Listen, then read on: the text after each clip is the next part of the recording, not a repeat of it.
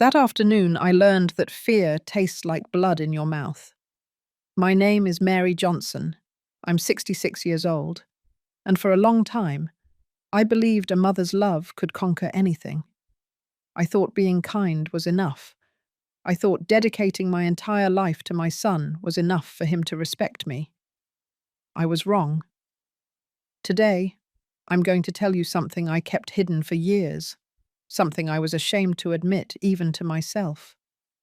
Because there are certain pains you hide, not out of cowardice, but because speaking them out loud is accepting that the world you thought you lived in never actually existed.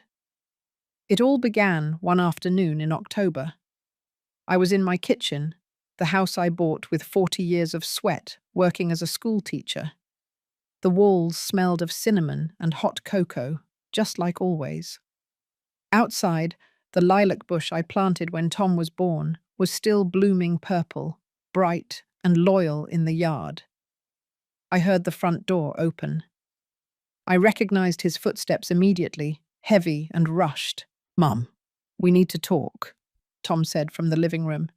His voice sounded different, harder, colder. I set my coffee mug on the counter and walked out to greet him. He was wearing a wrinkled shirt, and his eyes had a strange shine to them.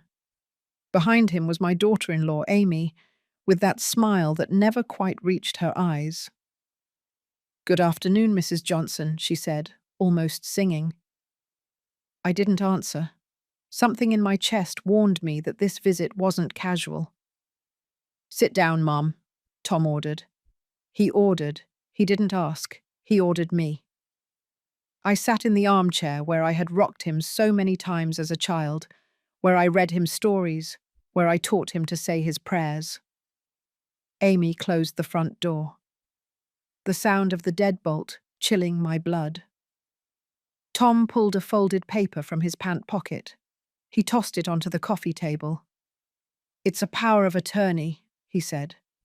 "You're going to sign it." I didn't understand, or I didn't want to understand. "A power of attorney? What for, son?" "So I can manage your things, the house, the accounts, everything." My heart started to beat slowly, as if trying to save its strength. "Tom, this house is mine. I worked my whole life for it." He leaned toward me. His face was so close I could smell the alcohol on his breath. "Exactly, Mum. You worked. You're old now. You can't handle all this anymore. You need help." "I don't need help, son. I'm fine." Amy let out a small laugh from across the room. That laugh pierced me like a knife. "Oh, Mrs. Mary, don't be difficult. It's for your own good." Tom straightened up. He walked toward the shelf where I kept the family photos. He picked one up, the one of his father, my husband, the man who died 12 years ago, leaving me with the promise that our son would take care of me. "Do you think Dad would want to see you like this, alone, stubborn?" Tears started to burn my eyes, but I didn't let them fall. "Your dad would want me to decide my own life." Tom put the photograph down on the table. Too hard. The glass of the frame cracked. "Sign it, Mum." "No." That word came out without me thinking. Firm, clear. And then it happened. Tom took off his belt. The black leather slid through his pant loops with a sound I still hear at night. He wrapped it around his right hand. His knuckles turned white. "I'm going to ask you one last time, Mum. Are you going to sign or not?" Sometimes we trust the wrong people too much. Have you ever been disappointed by someone you loved? Tell me your story in the comments. I want to read them. I looked at the belt. I looked at my son. And in his eyes, I found none of what I had known for 42 years. "I will not sign anything, Tom." Amy clapped slowly from her corner, as if watching a play. "Oh, how brave," she said, with that sickly sweet voice she always used when she wanted to hurt me. "Just look at that." Grandma's got spunk. Tom raised the belt. I closed my eyes. And right at that moment, someone rang the doorbell. Ding dong! The sound echoed throughout the house. Tom froze. Amy stopped smiling. "Who is it?" she asked in a thin voice. "I don't know," I whispered. They rang again, this time louder. Ding dong, ding dong. Amy walked toward the door with slow steps.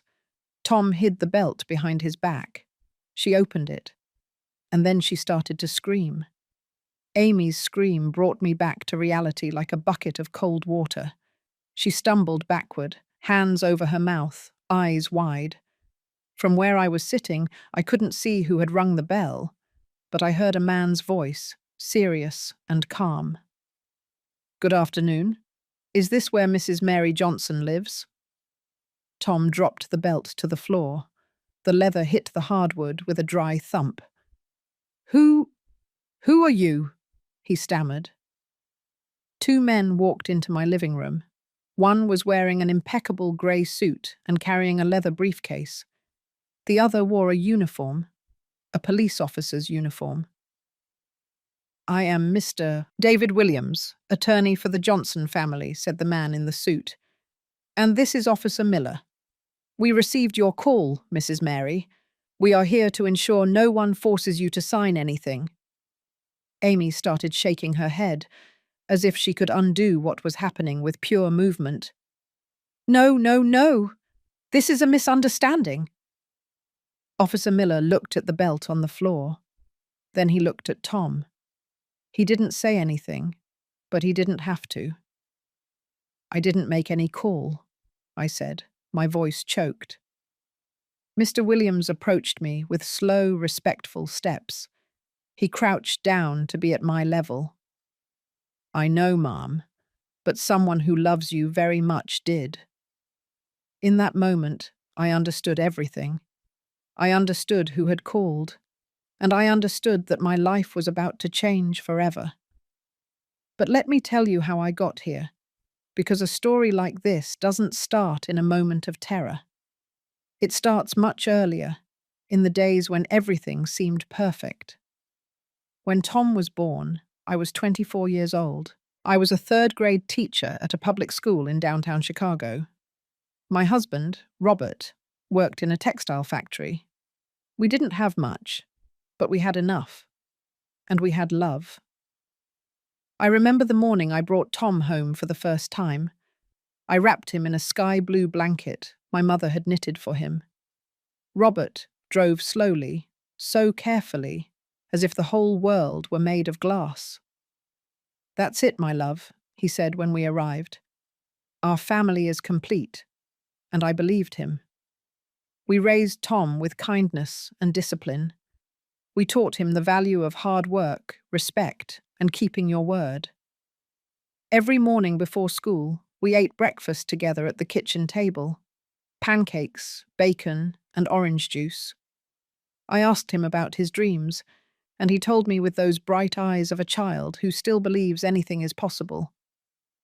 "Mum, when I grow up, I'm going to buy you a huge house," he would tell me, his mouth full of a blueberry muffin, with a yard and a swimming pool. I ruffled his hair. "I don't need a huge house, my son. I just need you to be good." Robert would laugh from the other side of the table, reading the newspaper with a mug of coffee in his hand. "This boy is going to fulfill everything for you, Mary. You'll see." And I wanted to believe him. With all my heart, I wanted to believe him. On Sundays we went to church, all three of us. Tom put on his white shirt and black dress shoes that were always a little too big, because I bought them thinking they would last longer. We sat in the third pew, always the same one. Robert on the aisle side, me in the middle, Tom by the wall, where he could rest his head on my shoulder when the sermon got long. After church, we walked through the town square. Tom ran after the pigeons, Robert held my hand, and I thought, with absolute certainty, that this was happiness, this and nothing else. When Tom turned 12, Robert gave him a red bicycle. It wasn't new, but he had restored it with his own hands. He changed the tires, painted the metal, adjusted the brakes. "It's yours, son," he said. "Take care of it. The things you take care of last a lifetime." Tom hugged it as if it were pure gold. "Thank you, Dad. I promise I'll always take care of it." That bicycle lasted 5 months. Tom left it outside one rainy night, and it rusted. Robert didn't say anything to him, but I saw the sadness in his eyes. And I saw something else, something I didn't want to name at the time: disappointment. When Tom was 17, Robert got sick. It was fast, too fast. A pain in the chest that at first seemed like indigestion, then dizziness, then the diagnosis: his heart. He spent 2 months in the hospital. I went to see him every afternoon after teaching classes. I brought him lime-flavored Jell-O, his favorite. I read him the newspaper out loud. I told him neighborhood gossip to make him laugh. Tom went less often. He always had homework. He always had exams. There was always something more important. One afternoon, Robert took my hand in his. They were cold, too cold. "Mary, promise me something, anything, my love. Take care of Tom, but don't spoil him too much. That boy needs to learn that life hurts." I didn't understand what he meant, or maybe I did, but I didn't want to accept it. Robert died on a Tuesday morning. I was at school when they called me. By the time I got to the hospital, it was too late. They let me into the room. His body was still warm. I closed his eyes, kissed his forehead, and quietly promised him that I would take care of our son, that he would never want for anything. That promise was my first mistake. After the funeral, Tom changed. He became quiet, distant. He spent hours locked in his room listening to music I didn't understand. He stopped having breakfast with me, stopped telling me his things. I tried to get closer. I prepared his favorite dishes, ironed his clothes, left $20 on his dresser for his expenses. "Sweetheart, if you need to talk, I'm here," I would say, knocking on his bedroom door. "I'm fine, Mum," he always replied, without opening it. Years passed. Tom finished high school, entered college to study business administration. I paid every tuition bill with my teacher's salary. Sometimes I had to work double shifts, give private lessons, sell homemade cookies on the weekends. I didn't care. He was my son, my only son. When he graduated, I threw a party in the backyard. I invited all the neighbors. I prepared barbecue, potato salad, baked beans, and lemonade. I hung colorful streamers between the trees. Tom arrived late, and he arrived with her, Amy. She was tall, thin, with dyed blonde hair and long red painted nails. She was wearing a tight dress and very high heels. She greeted me with 2 air kisses, without actually touching me. "Nice to meet you, Mom. Tom has told me so much about you." Lie. I knew it immediately. Tom never talked about me. "The pleasure is mine," I replied, smiling. But something inside me shrank, something ancient, something my mother used to call the eye of experience. That night, after everyone left, Tom stayed to help me clear the dishes. It was the first time in months we were alone. "I like Amy," I said, even though it wasn't entirely true. "She's going to be my wife, Mum." I dropped a glass. It shattered against the kitchen floor. "Your wife? Have you already decided?" "Yes, we're getting married next year." I picked up the glass pieces with trembling hands. One cut my finger. Blood stained the dish towel. "Do you love her?" Tom didn't answer immediately, and that silence told me everything I needed to know. "It's my decision, Mum." "I know, my son. I just want you to be happy." He knelt down to help me with the glass. "I will be. You'll see." But when he looked at me, there was something in his eyes that wasn't happiness. It was fear. And I, like all mothers who love too much, decided not to see it. The wedding was in June, a month I had always liked, because the sky over New York turns a clean, almost childish blue. But that June was grey. It rained the day of the ceremony. I had saved for 2 years to help them. I paid for the venue, the catering, the cake, the flowers. Amy wanted white roses, thousands of white roses. I counted every dollar that left my wallet, but I didn't say anything. It's for my son, I repeated to myself. It's for his happiness. The night before the wedding, Tom came home, alone. He sat at the kitchen table, where we had shared breakfast so many times, and stared at the cup of coffee I had served him without drinking it. "Are you nervous, sweetheart?" I asked, sitting across from him. He nodded slowly. "It's normal. Your dad was nervous on our wedding day too. He messed up the vows 3 times. I tried to smile. Tom didn't return the smile. "Mum," he started, and then stopped. "Tell me, son. Anything." He looked up. His eyes were the same ones he had when he was 5 years old and came running to hug me after school. But now there was something broken in them. "Do you think Dad would be proud of me?" The question pierced me like a hot wire. "Of course, Tom. Your dad loved you more than anything in this world." But I didn't go to see him as much as I should have when he was in the hospital. I got up from my chair and walked around the table to hug him. I put my hands on his shoulders. They were broad now, strong. He wasn't my little boy anymore, but he was still my child. "Your dad understood, my son. You were young. You were scared." "I'm still scared," he whispered. "Of what?" He didn't answer. He just hugged me, hard, like he hadn't hugged me since he was a child. And I felt, in that embrace, a goodbye. The ceremony was in a small church in the neighborhood. Amy arrived half an hour late, as she said all elegant brides did. I was sitting in the first pew, wearing a navy blue dress I had bought on sale. Next to me was Mrs. Carroll, my lifelong neighbor, who had come to keep me company. "The young man looks handsome," Carol whispered, squeezing my hand. "Just like his father," I replied, and the tears began to burn my eyes.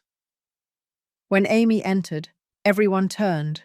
She wore an enormous white gown, with rhinestones and a train so long that 2 flower girls had to carry it. Her makeup was perfect. Her smile was too perfect, too rehearsed. She walked toward the altar with slow steps, to the rhythm of the music. But she didn't look at Tom. She looked at the guests, as if she were on a runway. The ceremony was quick. The minister spoke about love, patience, and forgiveness. Amy sighed impatiently. Tom kept his gaze fixed on the floor. When the minister asked if he accepted Amy as his wife, it took Tom 3 seconds to answer. 3 seconds that felt like an eternity. "I do." His voice came out hoarse, broken. Amy smiled, that smile that never reached her eyes. The reception was at an event hall near the church. There were more than 150 people. I only knew 20. The rest were Amy's friends, Amy's family, people who talked loudly, laughed louder, and drank without measure. I sat at a table in the back, next to Carol and some teachers from school. No one invited me to sit at the head table, not even Tom. "Shouldn't you be up there with the newlyweds?" asked one of the teachers, pointing to the table where Tom and Amy were toasting with champagne.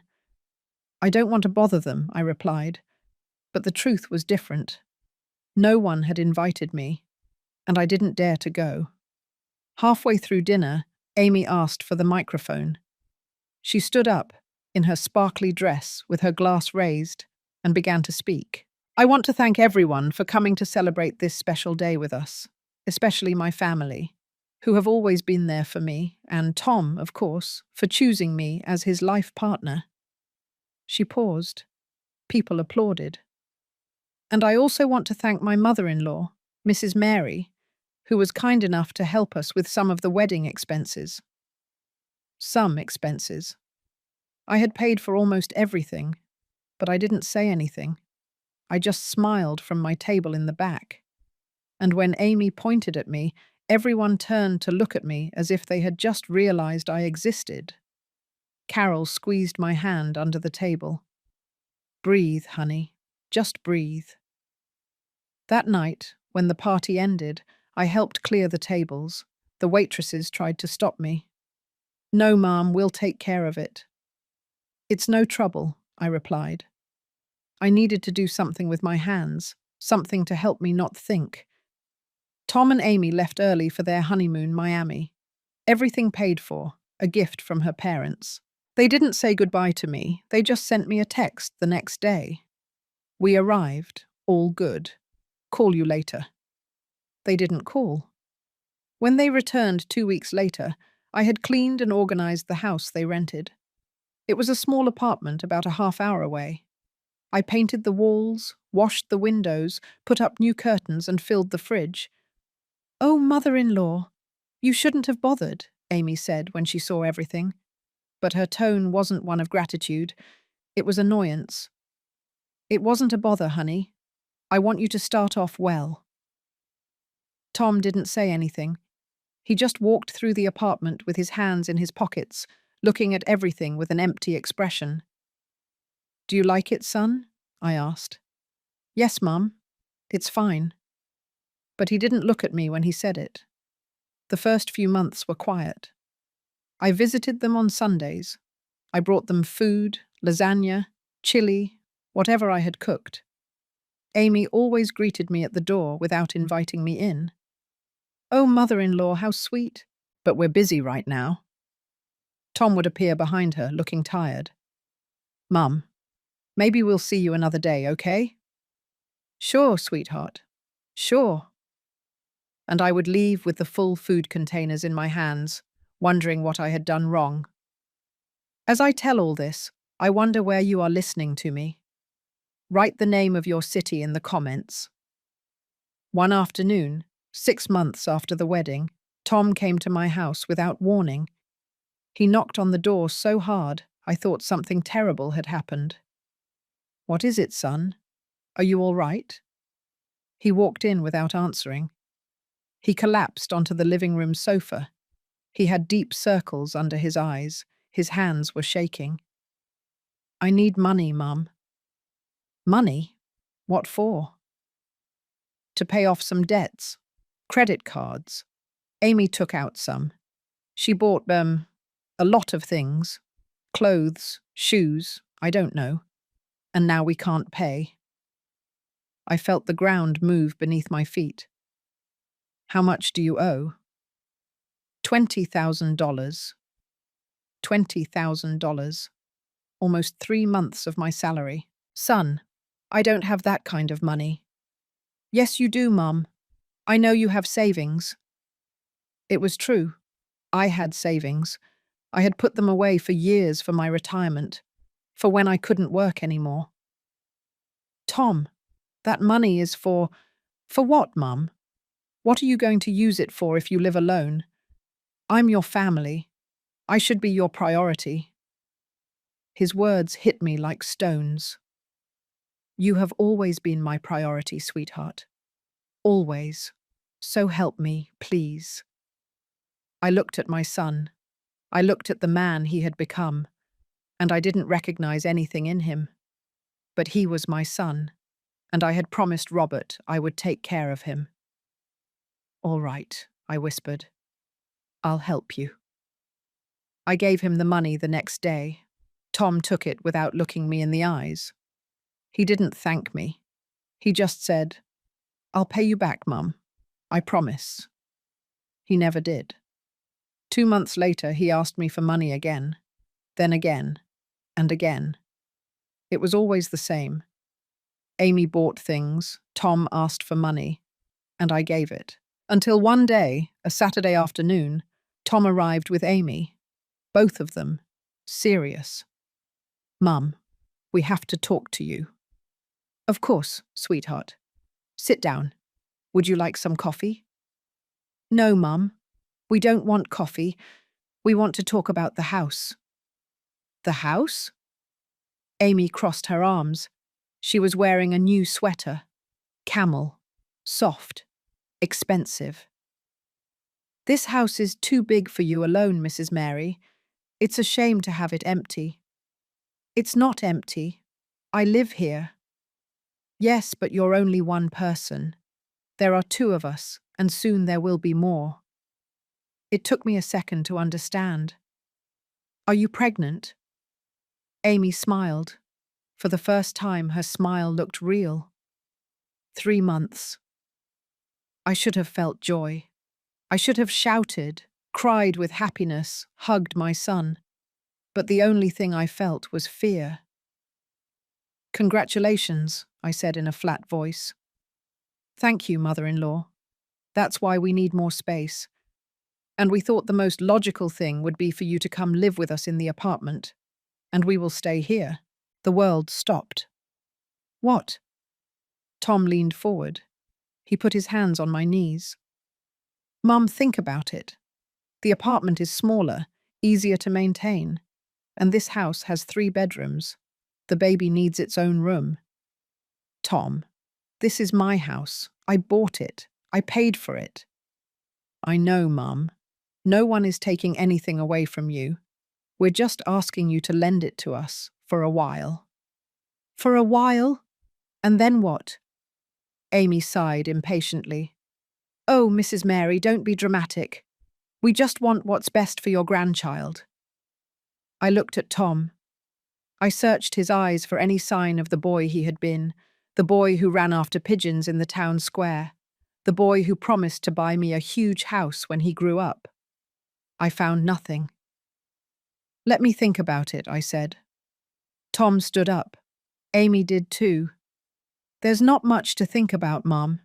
It's your grandchild, your family." And they left. I didn't sleep that night. I sat at the kitchen table, looking at the cup of coffee getting cold in my hands, and for the first time in many years, I thought about Robert, about his last request. "Take care of Tom, but don't spoil him too much." It was too late. I had already spoiled him too much, and now I was paying the price. 3 weeks passed before they brought up the subject again. 3 weeks in which I woke up every morning with a knot in my stomach, wondering how I had gotten here. At night, I sat in the living room armchair, the same one where Robert used to read the newspaper, and looked at the walls of my house. Every one of them had a story. There was the mark from when Tom learned to ride his bike inside the house and crashed into the wall. There was the coffee stain I could never get out of the floor.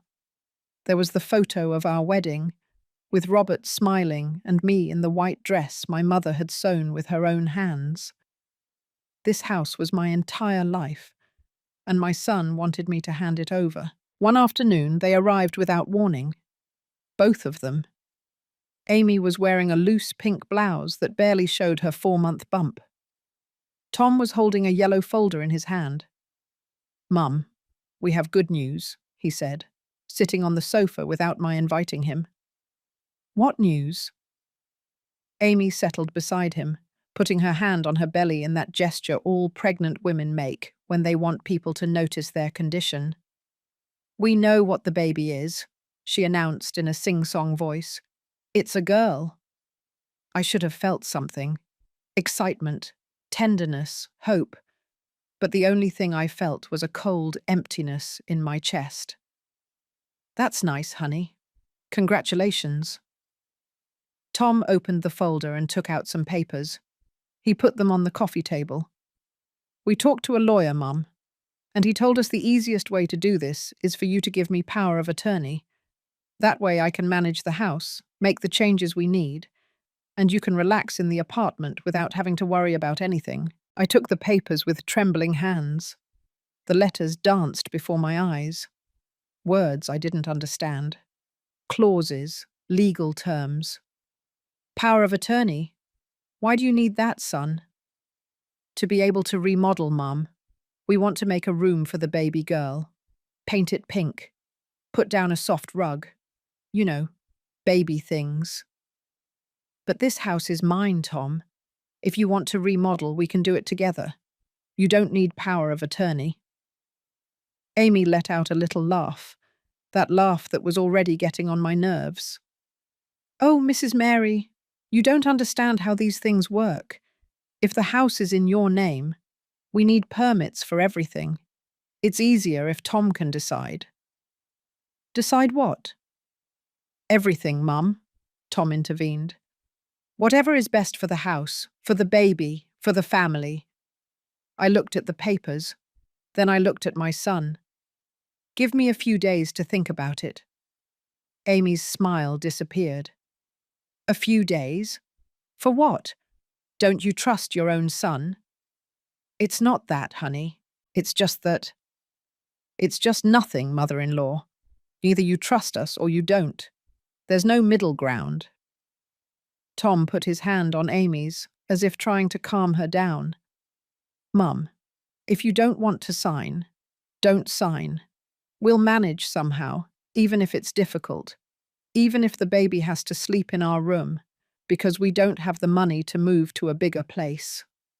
I felt the blow of guilt like a slap. I didn't say I wasn't going to sign, son. I just asked for a few days. Okay, Mum, take your time. But the tone of his voice said the opposite. They left the papers on the table. I couldn't eat dinner that night. I sat staring at that yellow folder as if it were a bomb about to explode. 2 days later, Carol came to visit me. She always knew when something was wrong. She arrived with a pot of chicken noodle soup and a bag of biscuits. Oh, Mary, you look terrible. What's wrong? I told her everything. The debts, the requests for money, the house, the power of attorney. Carol put her coffee cup down on the table harder than necessary. And what are you planning to do? I don't know, Carol. He's my son. She's my granddaughter. It's your house, Mary. Your whole life is in this house. I know.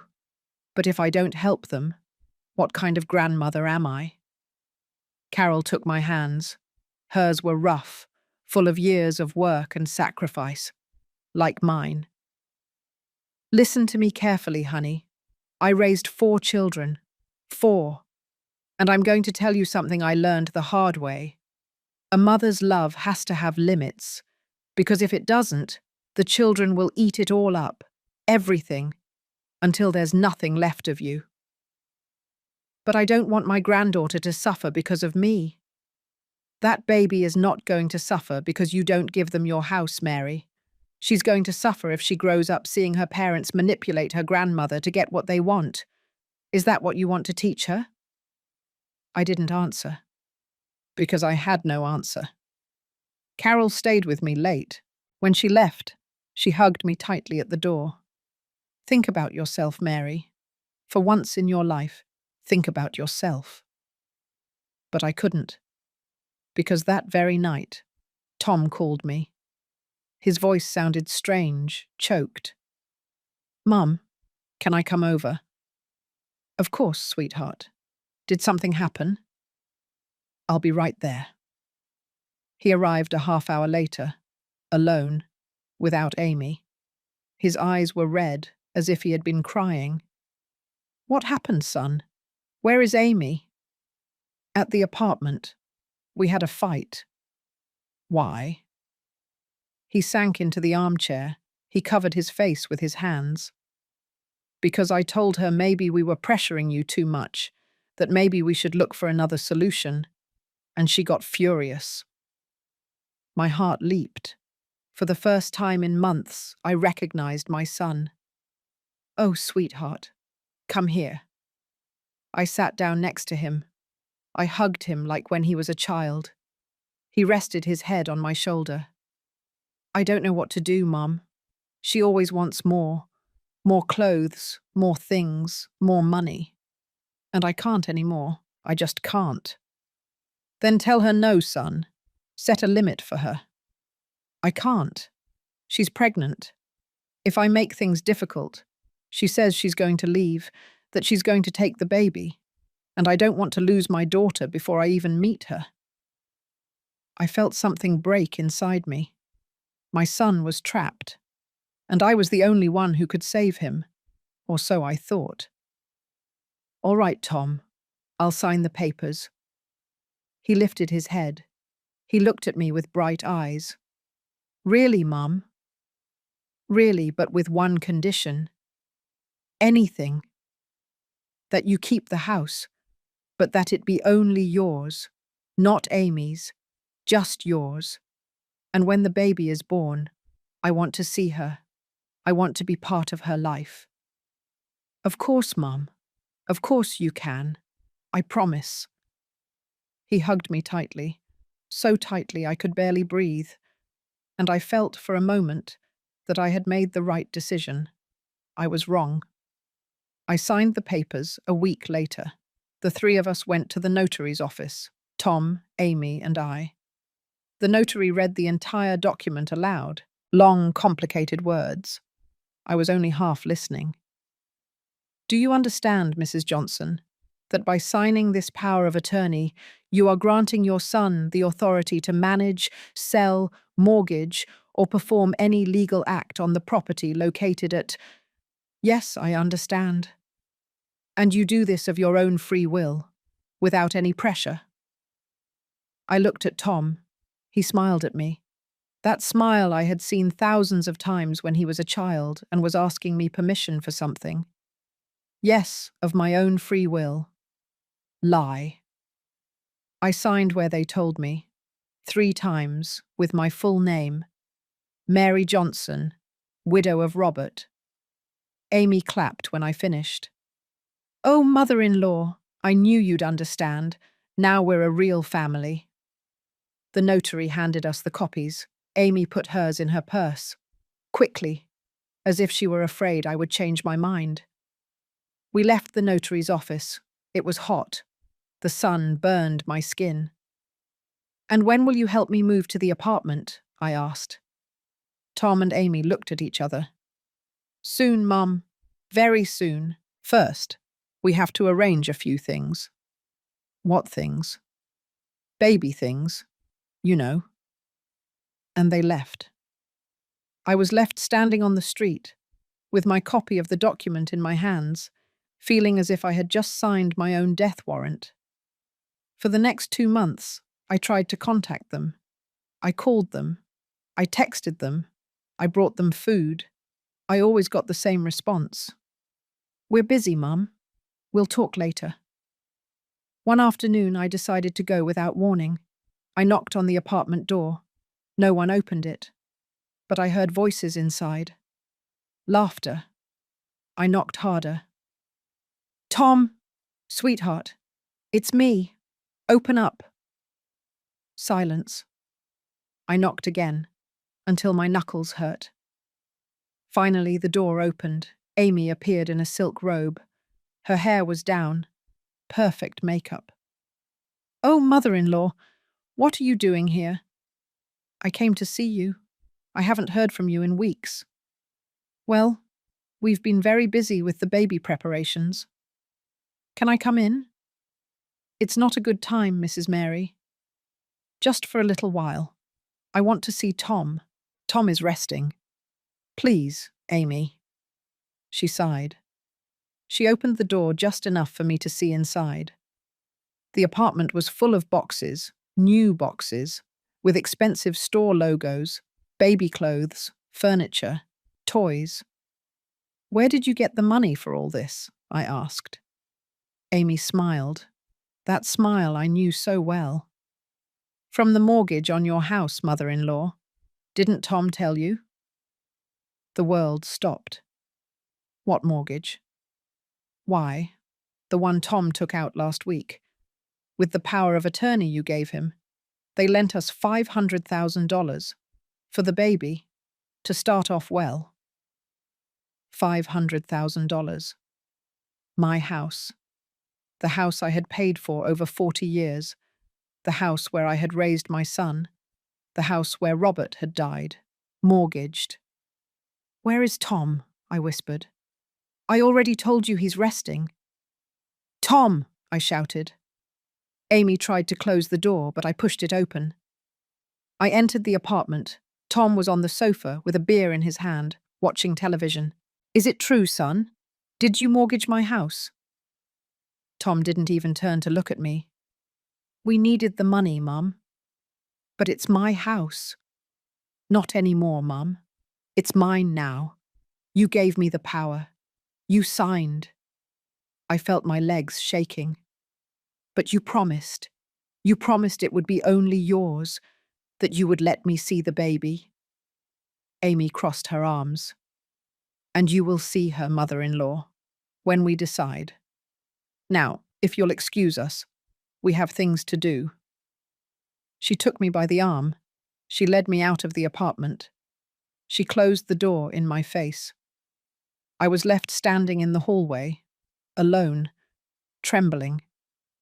And for the first time in my life, I understood what it means to be completely broken. I returned to my house, or what had been my house. I went inside. I sat at the kitchen table, and I cried. I cried for Robert, for not having listened to him, for not having set limits when I should have.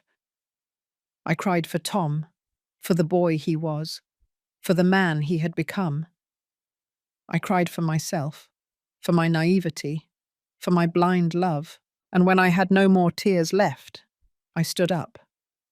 I washed my face. I looked at myself in the mirror, and I made a decision. If my son had decided to destroy me, I would let him do it, but with dignity. I would stay in my house until they came to drag me out. I wasn't going to fight. I wasn't going to beg. I was going to keep the only thing I had left: my dignity, even if I had to lose everything. The next 3 months were the longest of my life. I stayed in the house, as I had decided. But it wasn't my house anymore. It was a borrowed space, a space where I was tolerated until they decided otherwise.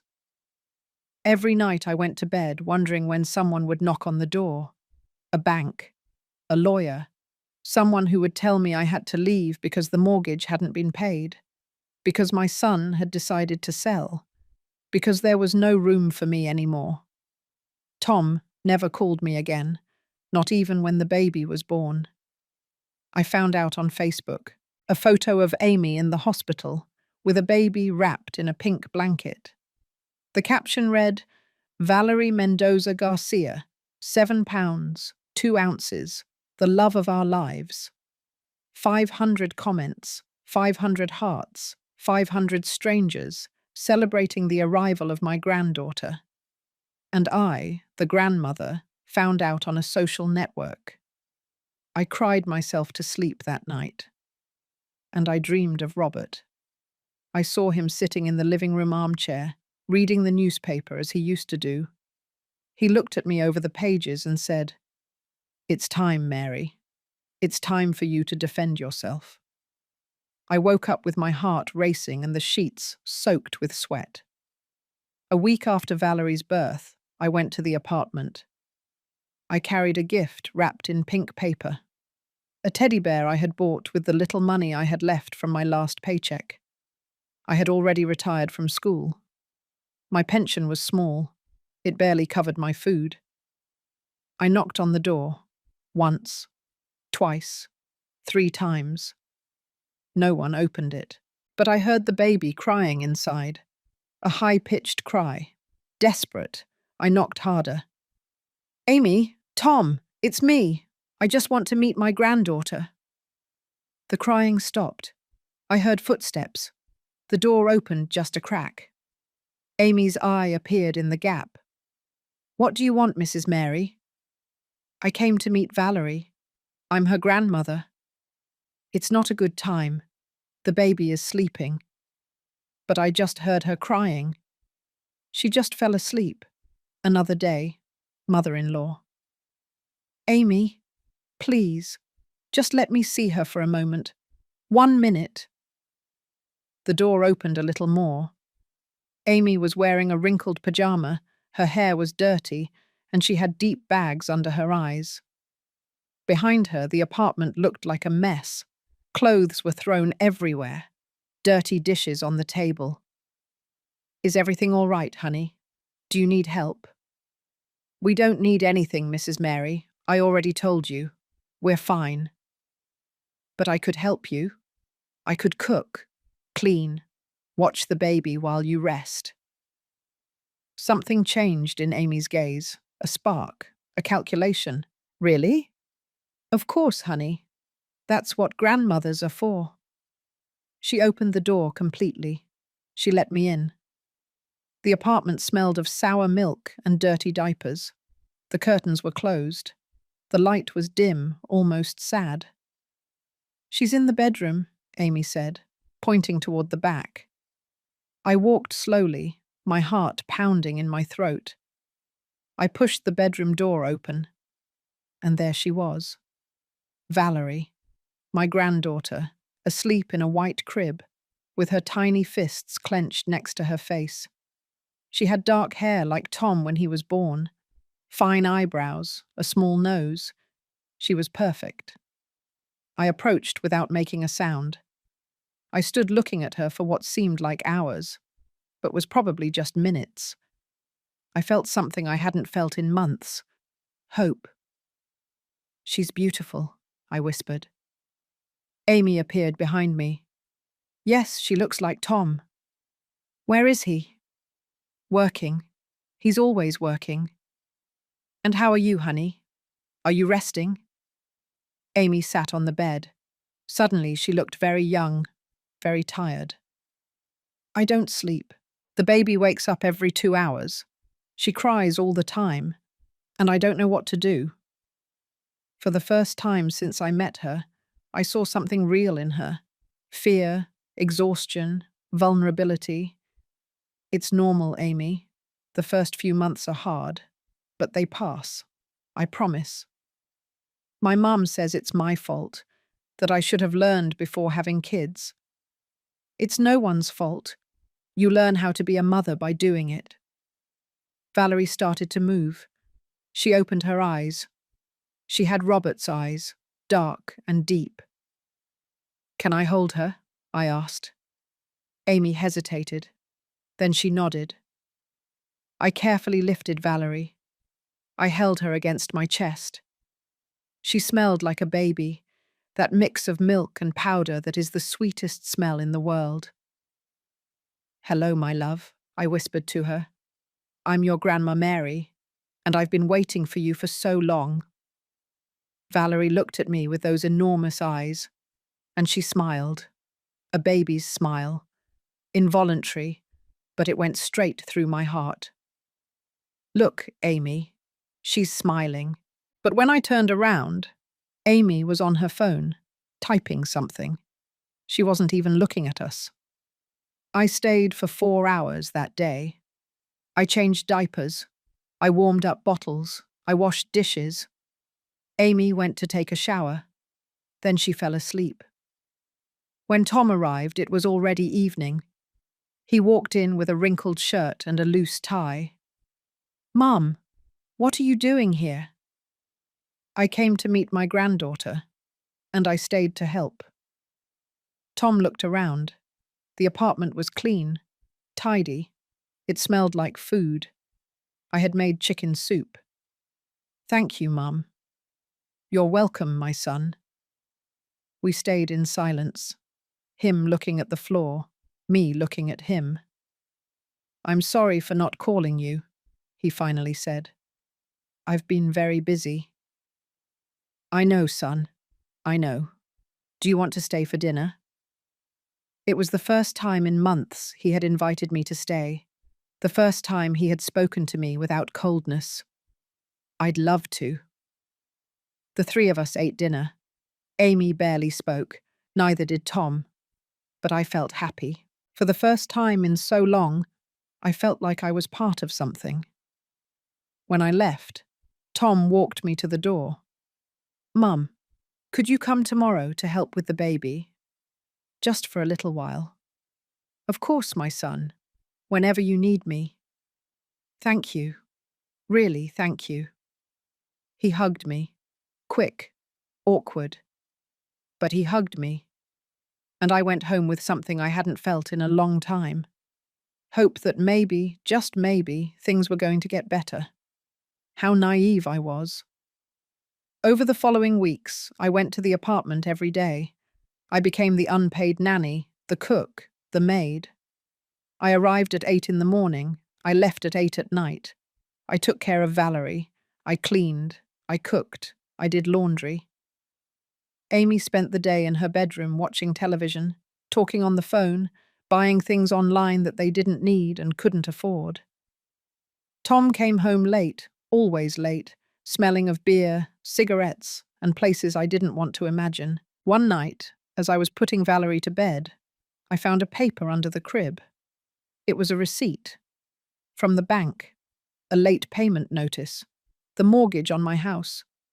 They were 3 months behind on payments. 3 months. I put the paper in my purse. I didn't say anything, but I couldn't sleep that night. The next day, I arrived earlier. Amy was still sleeping.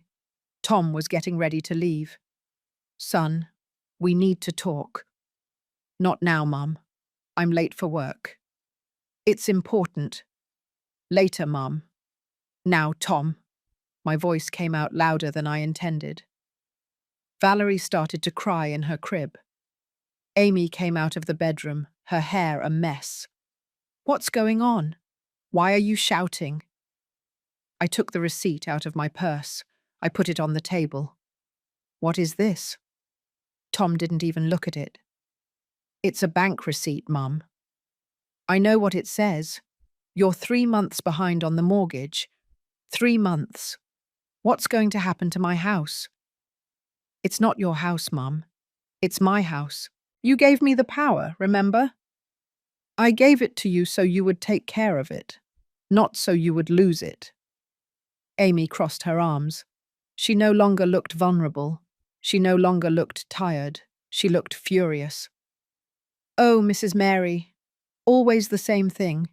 Your house, your house. You know what? We're sick of it. Sick of your complaining. Sick of your judging. I'm not judging you. I just want to know what's going to happen. What's going to happen, Tom said, grabbing his keys, is that we're going to fix it, our way. And if you don't like it, well, I'm sorry, Mom, but it's my problem, not yours. How is it not my problem? It's my house. Not anymore, he shouted. It's not your house anymore. It's mine. And I'm going to do whatever I please with it. He stormed out, slamming the door. The sound made Valerie cry harder. Amy looked at me with those cold eyes I knew so well. If you want to keep seeing your granddaughter, mother-in-law, I suggest you shut up and do as we say, because if you bother us too much, you won't set foot in this house again. Got it? I nodded, tears in my eyes, heartbroken. But I nodded, because Valerie was the only thing I had left, the only reason it was worth getting up every morning. And Amy knew it. That afternoon, while Valerie slept in my arms, I dialed a number I had saved for years. It was the number for Mr. David Williams, the lawyer who had handled Robert's will when he died. A good, honest man, the kind that isn't common anymore. He answered on the third ring. Hello, Mr. Williams. This is Mary Johnson. Mrs. Mary, so good to hear from you. How are you? Bad, counselor. Very bad. And I need your help. I told him everything. The power of attorney, the mortgage, the threats, the fear. He listened in silence. When I finished, he sighed. Mrs. Mary, this is serious, very serious. Your son is committing financial abuse, and you have the right to defend yourself. But he's my son, counselor. I don't want to get him in trouble. I understand. but you also cannot allow them to strip you of what is yours. What do you want to do? I don't know. I just know I'm afraid. Afraid of losing my granddaughter. Afraid of losing my house. Afraid of everything. Listen to me carefully, Mrs. Mary. I am going to help you, but you have to promise me something. What? That you will stop being afraid, because fear is what they use to control you, and as long as you're afraid, they will continue to abuse you. His words went through me like an arrow. And what should I do, counselor? For now, nothing. Continue your normal life. Keep seeing your granddaughter. But I'm going to investigate. I'm going to review the documents. And when I have everything ready, we will act. Act how? You'll see, Mrs. Mary. You'll see. I hung up the phone with my heart racing. I didn't know if I had done the right thing. I didn't know what was going to happen. But for the first time in months, I felt something close to hope. The following weeks were strange. I kept going to the apartment every day. I kept caring for Valerie. I kept cooking and cleaning. But there was something different about me. A quiet strength. A silent decision. I wasn't going to let them walk all over me anymore. Never again. One afternoon, while I was changing Valerie's diaper, I found another paper. This time it wasn't a receipt. It was a brochure from a real estate agency. We sell your property. In 30 days, no complications, best market price. Someone had circled the words, "We sell," in red. I felt the ground open beneath my feet. They were going to sell my house. They were going to sell it. And I had no way to stop it. That night, when I arrived home, everything looked different. As if it no longer belonged to me. As if the walls knew they would soon have other owners. I sat at the kitchen table, in the same place where I had shared breakfast with Tom so many times, where Robert had told me he loved me, where I had planned my whole life. And for the first time, I allowed rage to enter. Not just sadness, not just pain. Rage. Rage against Tom for betraying me, against Amy for manipulating him, against myself for having been so blind. But above all, rage against the silence, against all those years of keeping quiet, of enduring, of saying yes when I wanted to say no, no more. I picked up my phone. I dialed Mr. Williams' number. "Counselor, it's Mary." "Mrs. Mary, what happened?" "They're going to sell my house." Silence. "Then we don't have time to lose. Come to my office first thing tomorrow morning. We are going to prepare a strategy." "What kind of strategy?" "The kind your son won't expect." I hung up. I stared at the phone, and I smiled. For the first time in months, I smiled. Because I finally understood something. I wasn't going to get my life back by begging. I wasn't going to get my dignity back by pleading. I was going to get them back by fighting. I didn't sleep that night. I sat in the living room armchair with the lights off, watching the shadows the streetlights cast on the walls. I thought about all the decisions that had led me here, about every time I said yes when I should have said no, about every limit I didn't set, about every sign I ignored. Robert had warned me. From his hospital bed, with his heart failing, he had told me, "Don't spoil him too much." And I didn't listen, because I believed that a mother's love was infinite, that it had no conditions, that I should give everything without expecting anything in return. But I was wrong. Love without limits is not love. It is self-destruction. When morning came, I prepared as if I were going to war. I took a shower. I put on the navy blue dress I had worn to Tom's wedding.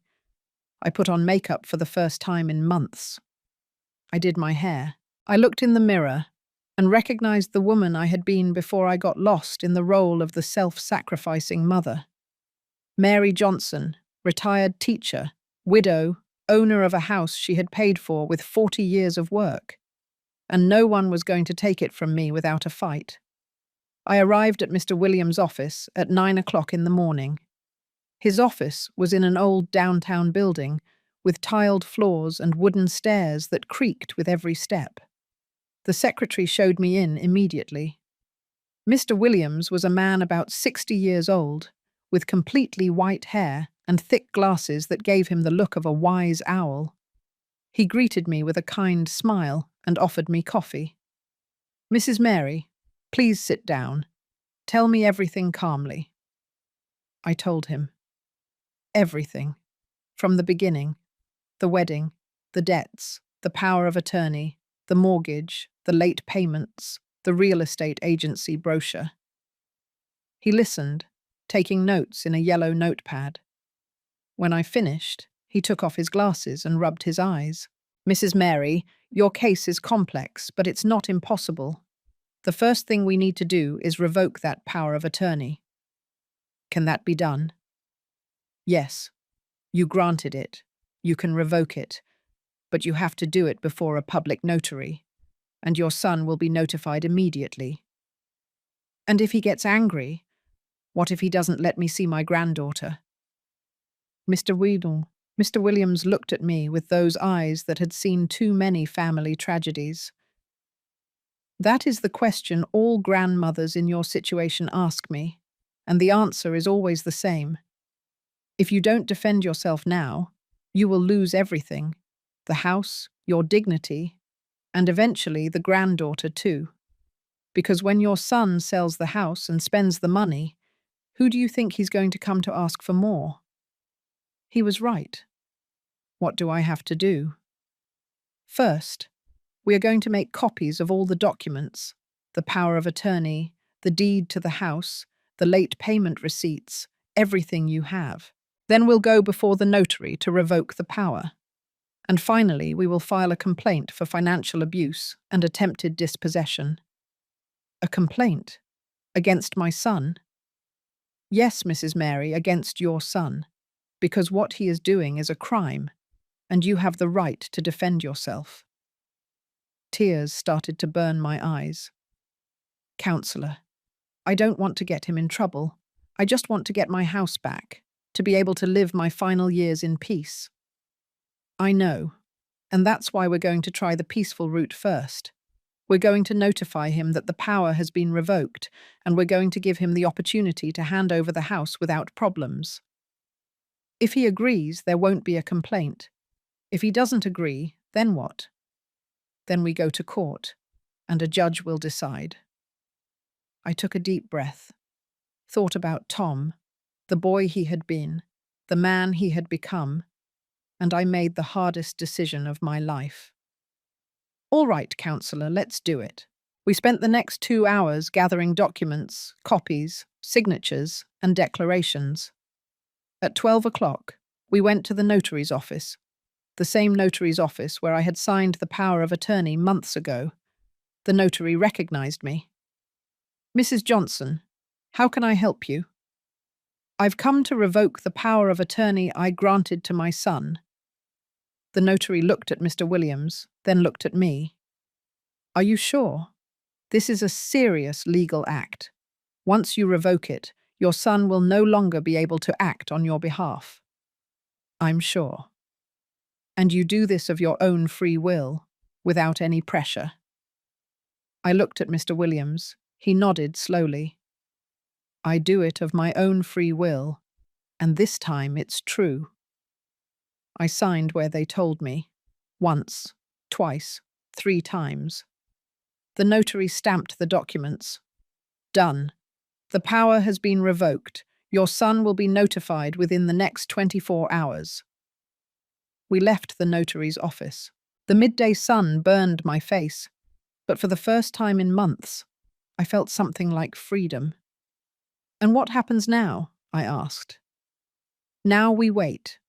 Your son will receive an official notification. He can respond in 2 ways: accept it and hand over the house without problems, or refuse and force us to go to court." "Which do you think he'll choose?"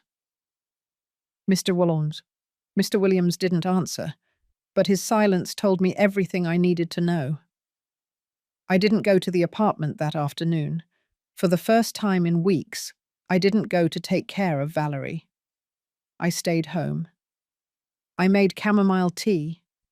I sat in the armchair and waited. The phone rang at 6 o'clock in the afternoon. It was Tom. "Mum, why didn't you come today?" "I was busy, son." "Busy? With what? You never do anything." His tone was irritated, impatient. "With my own things, Tom. I have the right to have my own things." Silence. Then I heard Amy's voice in the background. "Ask her if she can come tomorrow morning. I have to go to the salon." "Mum, can you come tomorrow at 8 o'clock? Amy has things to do." "I can't, son." "What do you mean you can't? You always come. Don't be like that, Mum. You're leaving us hanging." Something inside me broke, but not from sadness, from rage. "I'm leaving you hanging? Seriously, Tom? That's what you're going to say to me? What's wrong with you? Why are you acting like this?" "Because I'm tired, son. Tired of you using me. Tired of you only looking for me when you need something." "Oh, Mum, don't be dramatic." "I'm not dramatic. I'm realistic. And the reality is that I'm not coming tomorrow, or the day after, or ever again, until you and I have a serious conversation about everything that's happening." "Conversation about what?" "About the mortgage, about the late payments, about your plans to sell my house." Silence. A long, heavy silence. "Who told you that?" "I found the real estate agency brochure, Tom, under Valerie's crib." "Mum, I can explain." "I don't want explanations. I want solutions. Or rather, I want my house back." "You can't do that. The power of attorney no longer exists. I revoked it this morning." The silence that followed was deafening. "You did what?" "I revoked the power of attorney. You can no longer act on my behalf. You can't sell my house anymore. You can't do anything without my permission." "You can't do that." "I already did, and you'll receive an official notification in the next few hours." I heard a crash, as if Tom had thrown something against the wall. "Do you know what you just did, Mum? Do you know what this means?" "It means I regained control of my life. It means you screwed us over. That's what it means, because now we won't be able to pay the mortgage, and the bank is going to take the house, and we'll be out on the street. Is that what you want?" "What I want is for you to stop blaming me for your decisions, Tom. You took out that mortgage. You stopped paying. You decided to spend the money on things you didn't need. That's not my fault. You're my mother. You're supposed to help me. I've helped you your whole life, son. But not anymore. Not this way. Then don't ever see your granddaughter again, because if you don't help us, you don't have the right to be part of her life." His words cut through me like knives. "Are you threatening me with my own granddaughter?" "It's not a threat. It's the truth. If you're not with us, you're against us, and we protect Valerie from people who hurt us." Tom hung up. I was left with the phone in my hand, trembling. It had happened. The thing I feared most. The thing I had tried to avoid for months. They had taken Valerie away from me. I cried that night. I cried harder than I had cried since Robert's death. I cried for everything I had lost, for everything I would never get back. But when I stopped crying, when I had no more tears left, I washed my face. I looked in the mirror and realized something. For the first time in a long time, the woman looking back at me from the mirror had dignity. I had lost my son. I had lost my granddaughter. I would probably lose my house, but I hadn't lost my soul. And that was the only thing that mattered. The next day, the doorbell rang at 10 o'clock in the morning. It was Mr. Williams. But he wasn't alone. He came with a police officer. "Mrs. Mary, may we come in?" "Of course, counsellor. Did something happen?" They entered the living room. The police officer stood by the door. The counsellor sat across from me. "Your son received the notification 2 hours ago, and he responded." "What did he say?" "He said he doesn't plan to hand over the house, that the power of attorney was valid, and that everything he did under that power is also valid, and that he's going to sue you for revoking it without his consent." I felt the floor moving. Can he do that? He can try, but he won't win. The problem, Mrs. Mary, is something else. What? The counsellor exchanged a look with the police officer. "Your son contacted me an hour ago. He threatened to come to the house to force you to sign a new power of attorney. He said he wouldn't allow you to destroy him." "Force me how?" "He didn't specify. That's why we brought Officer Miller, to ensure your safety." "My safety? From my own son?" The counsellor looked at me with those sad eyes that had seen everything. "Mrs. Mary, when money is involved, people do things they never imagined they would do, even family, especially family." I remained silent, thinking about Tom, the boy he had been, the man he had become.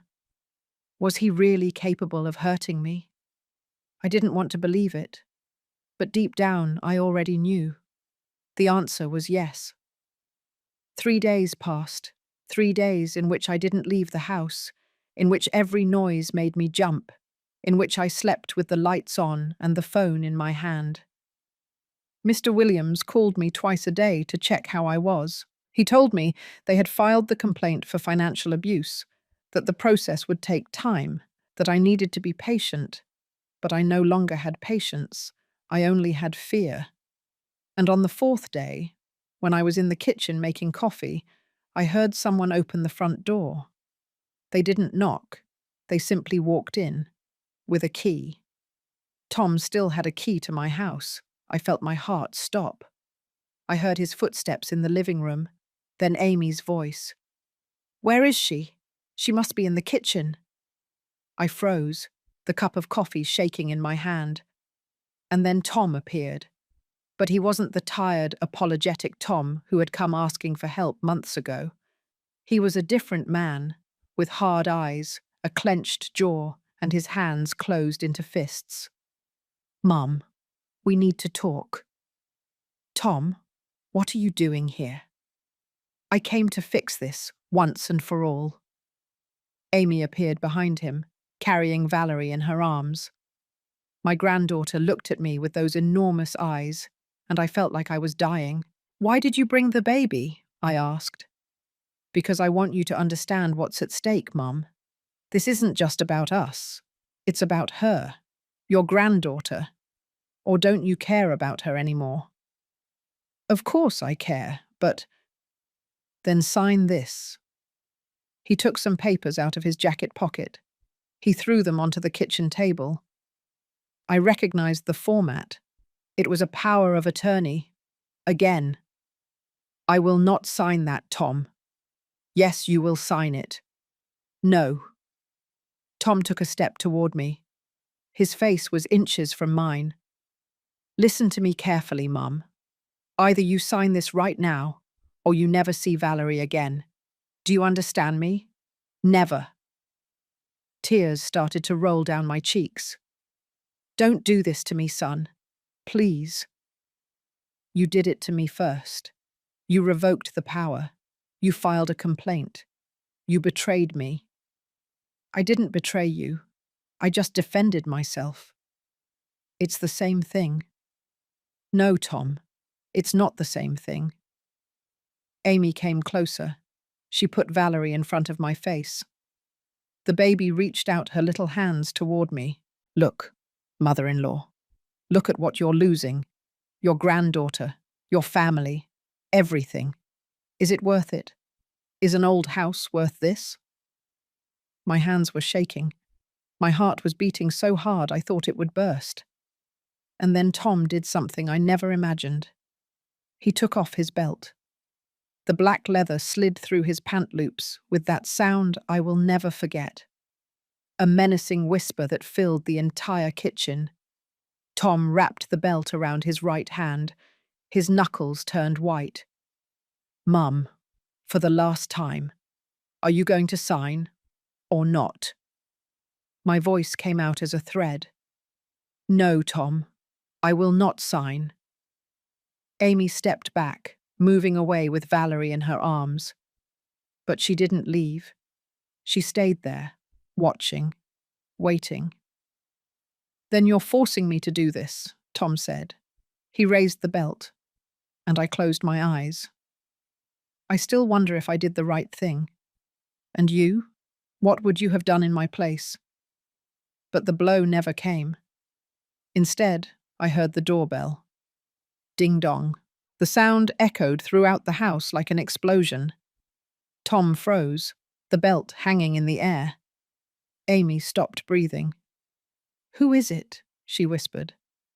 "I don't know," I replied, my voice broken. They rang again, this time louder, more insistent. Ding dong. Ding dong. "Don't open it," Tom ordered me. But I was already walking toward the door, my legs trembling, my heart about to burst out of my chest. "Mum, I told you not to open it." I ignored him. I reached the door. I put my hand on the doorknob, took a deep breath, and opened it. Amy started screaming. Standing at the door was Mr. Williams, dressed in his impeccable grey suit, his leather briefcase in hand, and beside him, Officer Miller, in his blue uniform, his badge shining under the afternoon sun. "Good afternoon, Mrs. Mary," the counselor said in a calm voice. "Is everything all right?" I couldn't answer. Tears started to roll down my cheeks uncontrollably. Officer Miller looked toward the inside of the house. I saw how his eyes landed on Tom, on the belt he was still holding in his hand. "Sir, can you please drop that?" he said in a firm but calm voice. Tom dropped the belt to the floor. The leather hit the hardwood with a sound that went right through me. "This is a misunderstanding," Amy began to say. "We were just coming to talk to my mother-in-law." "Talk?" Mr. Williams interrupted. "With a belt?" Amy turned pale. Valerie started crying in her arms. Officer Miller walked into the house. He walked slowly, his hands near his belt, where he kept his radio and his weapon. "Mrs. Johnson, are you all right? Have they hurt you?" "No, officer, they haven't. They haven't touched me." "But were they going to?" I looked at Tom, my son, my only son, the boy who had grown up in this house, the man who had just threatened me with a belt. "Yes," I whispered. "I think so." Tom shook his head. "No, Mum, I would never. I just wanted to scare you. So you would understand, so you would sign." "Sign what?" the counselor asked. Amy tried to hide the papers that were on the table, but Officer Miller was faster. He took them. He read them. "It's a power of attorney," he said, "with broad and sufficient powers to sell, mortgage, and dispose of all of Mrs. Johnson's assets." Mr. Williams walked over to the table, held out his hand, and the officer gave him the papers. He examined them carefully. "This is coercion, Tom. It's a felony. You were attempting to force your mother to sign a legal document under threat of violence." "I wasn't going to hit her," Tom insisted. "I just wanted her to understand." "Understand what?" I asked, my voice broken. "That if I don't give you everything I have, you're going to hit me. Is that what you wanted me to understand?" "Mum, you don't understand. We're desperate. The bank is going to take the house. We're going to be out on the street. And that's my fault, is it? Is it my fault that you took out a mortgage you couldn't pay? Is it my fault that Amy spent all the money? Is it my fault that you live beyond your means? You taught us to dream, Tom shouted. You told us we could have everything we wanted if we worked hard. I taught you to work, son, not to steal. And this is stealing, stealing from your own mother. Tom collapsed into a chair. He covered his face with his hands. And for the first time in a long time, I saw him cry. I don't know what to do, Mum. I don't know what to do anymore. Something inside me softened, that motherly instinct that never dies, that always wants to protect, that always wants to comfort. I almost went over to him. I almost hugged him. But then I remembered the belt. I remembered the threats. I remembered all the months of manipulation and lies, and I stayed where I was. What you have to do, Tom, is face the consequences of your decisions. Like an adult, Mr. Williams cleared his throat. Mr. Mendoza, Mrs. Garcia, you have two options. You can leave right now, without making any more of a scene, and resolve this civilly in court. Or Officer Miller can arrest you for trespassing, coercion, and attempted fraud. You decide. Amy was the first to move. She walked toward the door with Valerie in her arms. She passed by me without looking. Tom stood up slowly. He looked defeated, aged, as if he had lost 10 years of his life in one afternoon. Go, Tom. Please, just go. You're kicking me out of the house where I grew up.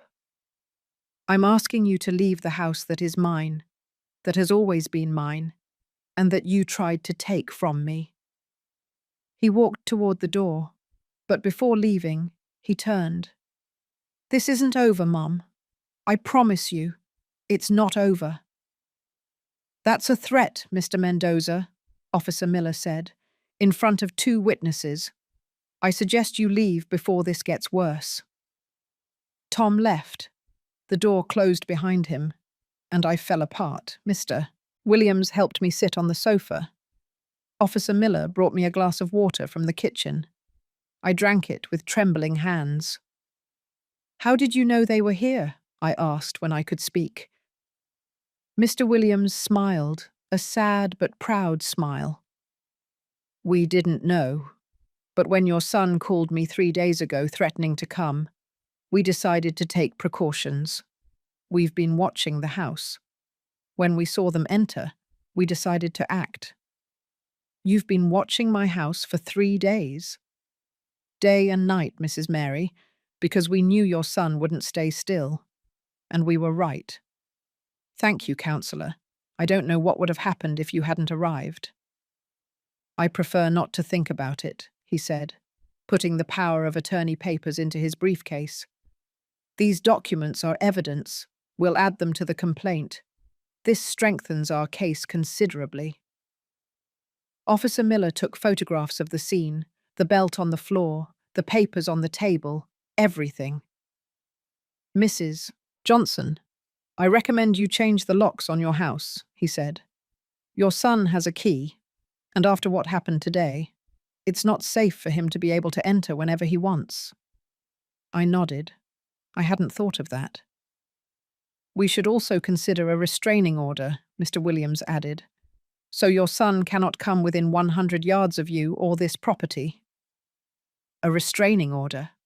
Against my own son? It's for your safety, Mrs. Mary. What happened today was serious, very serious. Your son crossed a line, and we don't know if he's willing to cross another. I looked at the belt still lying on the kitchen floor, the symbol of everything that had broken between us. All right, I said. Do whatever you have to do. That night, after the counselor and the officer left, Carol came to stay with me. She arrived with a small suitcase and a bag of donuts. I'm not leaving you alone, Mary. Not tonight or the next few days. I didn't protest. The truth is, I was afraid to be alone. Afraid Tom would come back. Afraid of my own thoughts. We sat in the living room, each with a cup of soothing herbal tea. "How do you feel?" Carol asked. "I don't know. Empty, broken, but also relieved." "Relieved?" "Because I no longer have to pretend everything is fine. Because I no longer have to pretend that my son isn't hurting me. Because I finally set a limit." Carol squeezed my hand. "I'm proud of you, honey. I know how hard it was. I know how much it cost you." "It cost me everything, Carol. My son, my granddaughter, my family." "You didn't lose your family, Mary. You discovered that you never had it. Not the way you thought you did. And that hurts. God knows it hurts. But it's better to know the truth than to live in a lie." She was right, as always. That night, I slept in my bed for the first time in weeks, without taking sleeping pills, without waking up startled every hour. I slept soundly, the way you sleep when you finally let go of a burden that wasn't yours to carry. The next morning, the locksmith arrived at 8 o'clock. He changed all the locks, the front door, the back door, the garage door. He gave me 3 sets of new keys. "One for you, one spare, and one just in case," he said. I gave one to Carol and kept the other 2.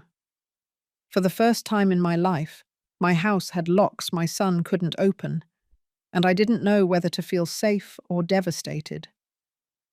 The following days were strange, silent. The house felt too big, too empty. I expected Tom to call, to come, to knock on the door begging for forgiveness. He didn't. The judge had granted the temporary restraining order. Tom was prohibited from coming near me or the house. "And the mortgage?" I asked. "What's going to happen with that?" "We're working on it. We're going to prove that your son took out that mortgage fraudulently, using a power you granted under emotional coercion. It won't be easy, but we have a good case." "And if the bank keeps the house anyway?" The counselor sighed. "Then we'll fight the bank too. But let's take it one step at a time, Mrs. Mary. One step at a time." 2 weeks later, I received a letter. It came in a white envelope with no return address. I opened it with trembling hands. It was from Tom. "Mum, I don't know if you'll read this. I don't know if you care what I have to say, but I need to write it. I'm sorry for everything that happened. I'm sorry for scaring you. I'm sorry for going that far. I never meant to hurt you. I was just desperate. Amy and I are separating. She's going to go live with her mum. She's taking Valerie. I don't know when I'll see my daughter again. I lost my job. I lost my wife. I'm about to lose the house I mortgaged. And the worst thing of all is that I lost my mum. I'm not asking you to forgive me.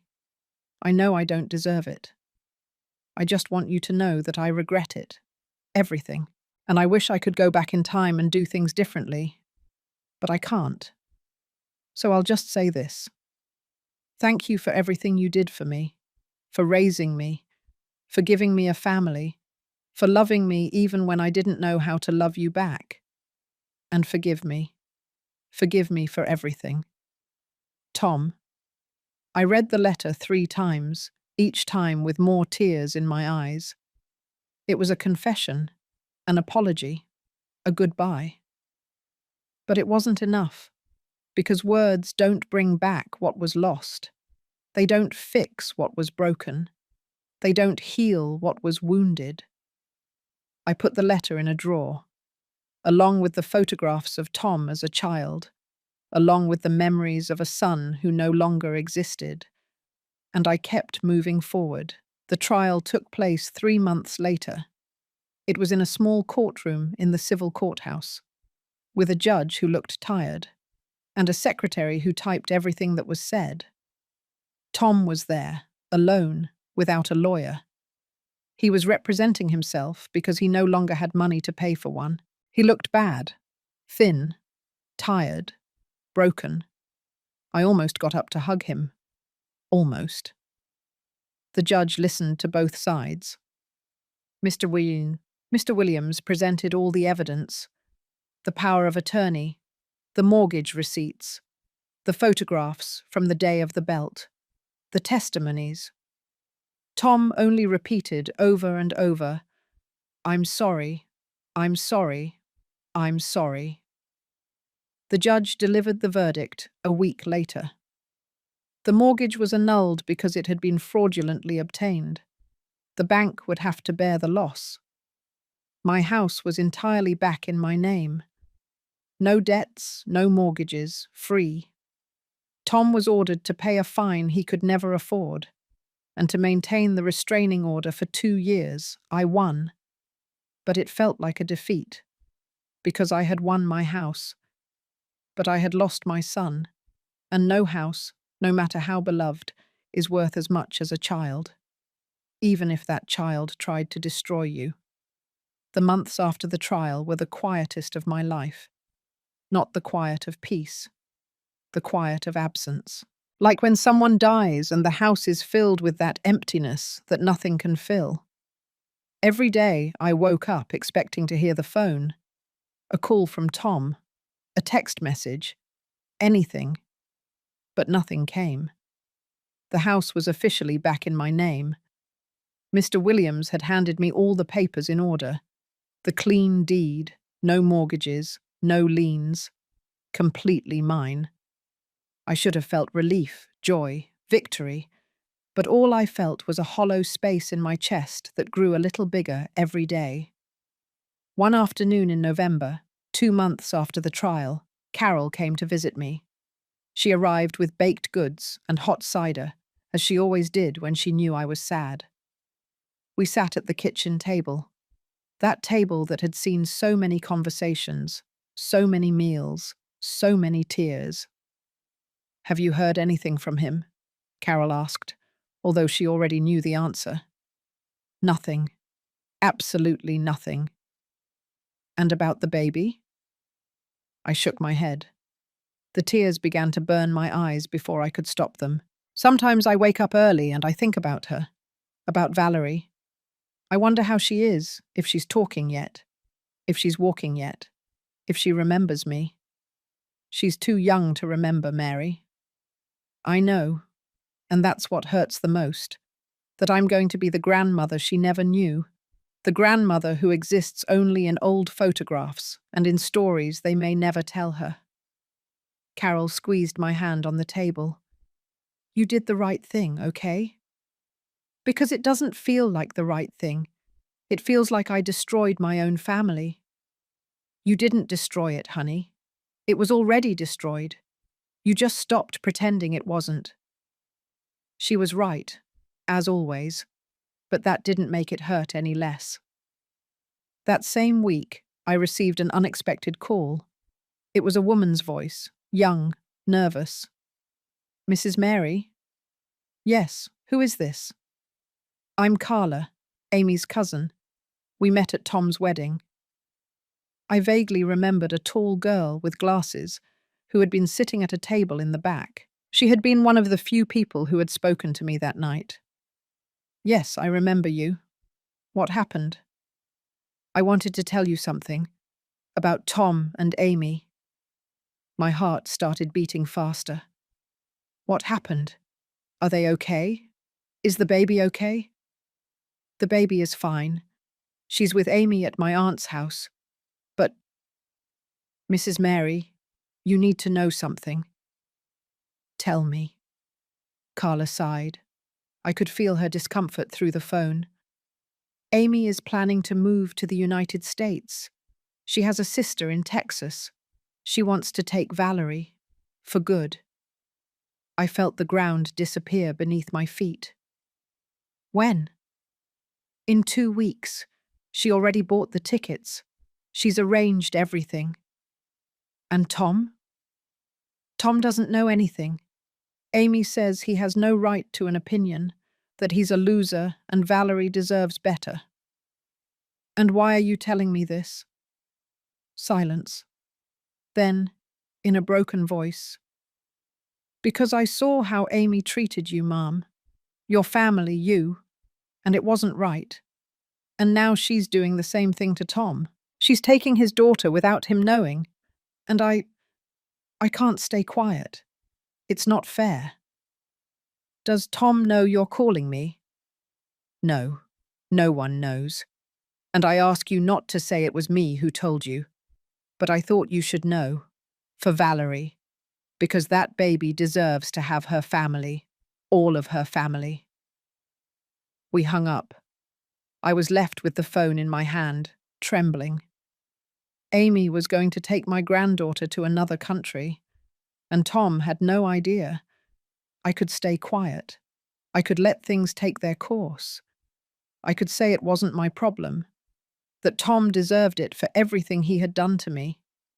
But it wasn't about Tom.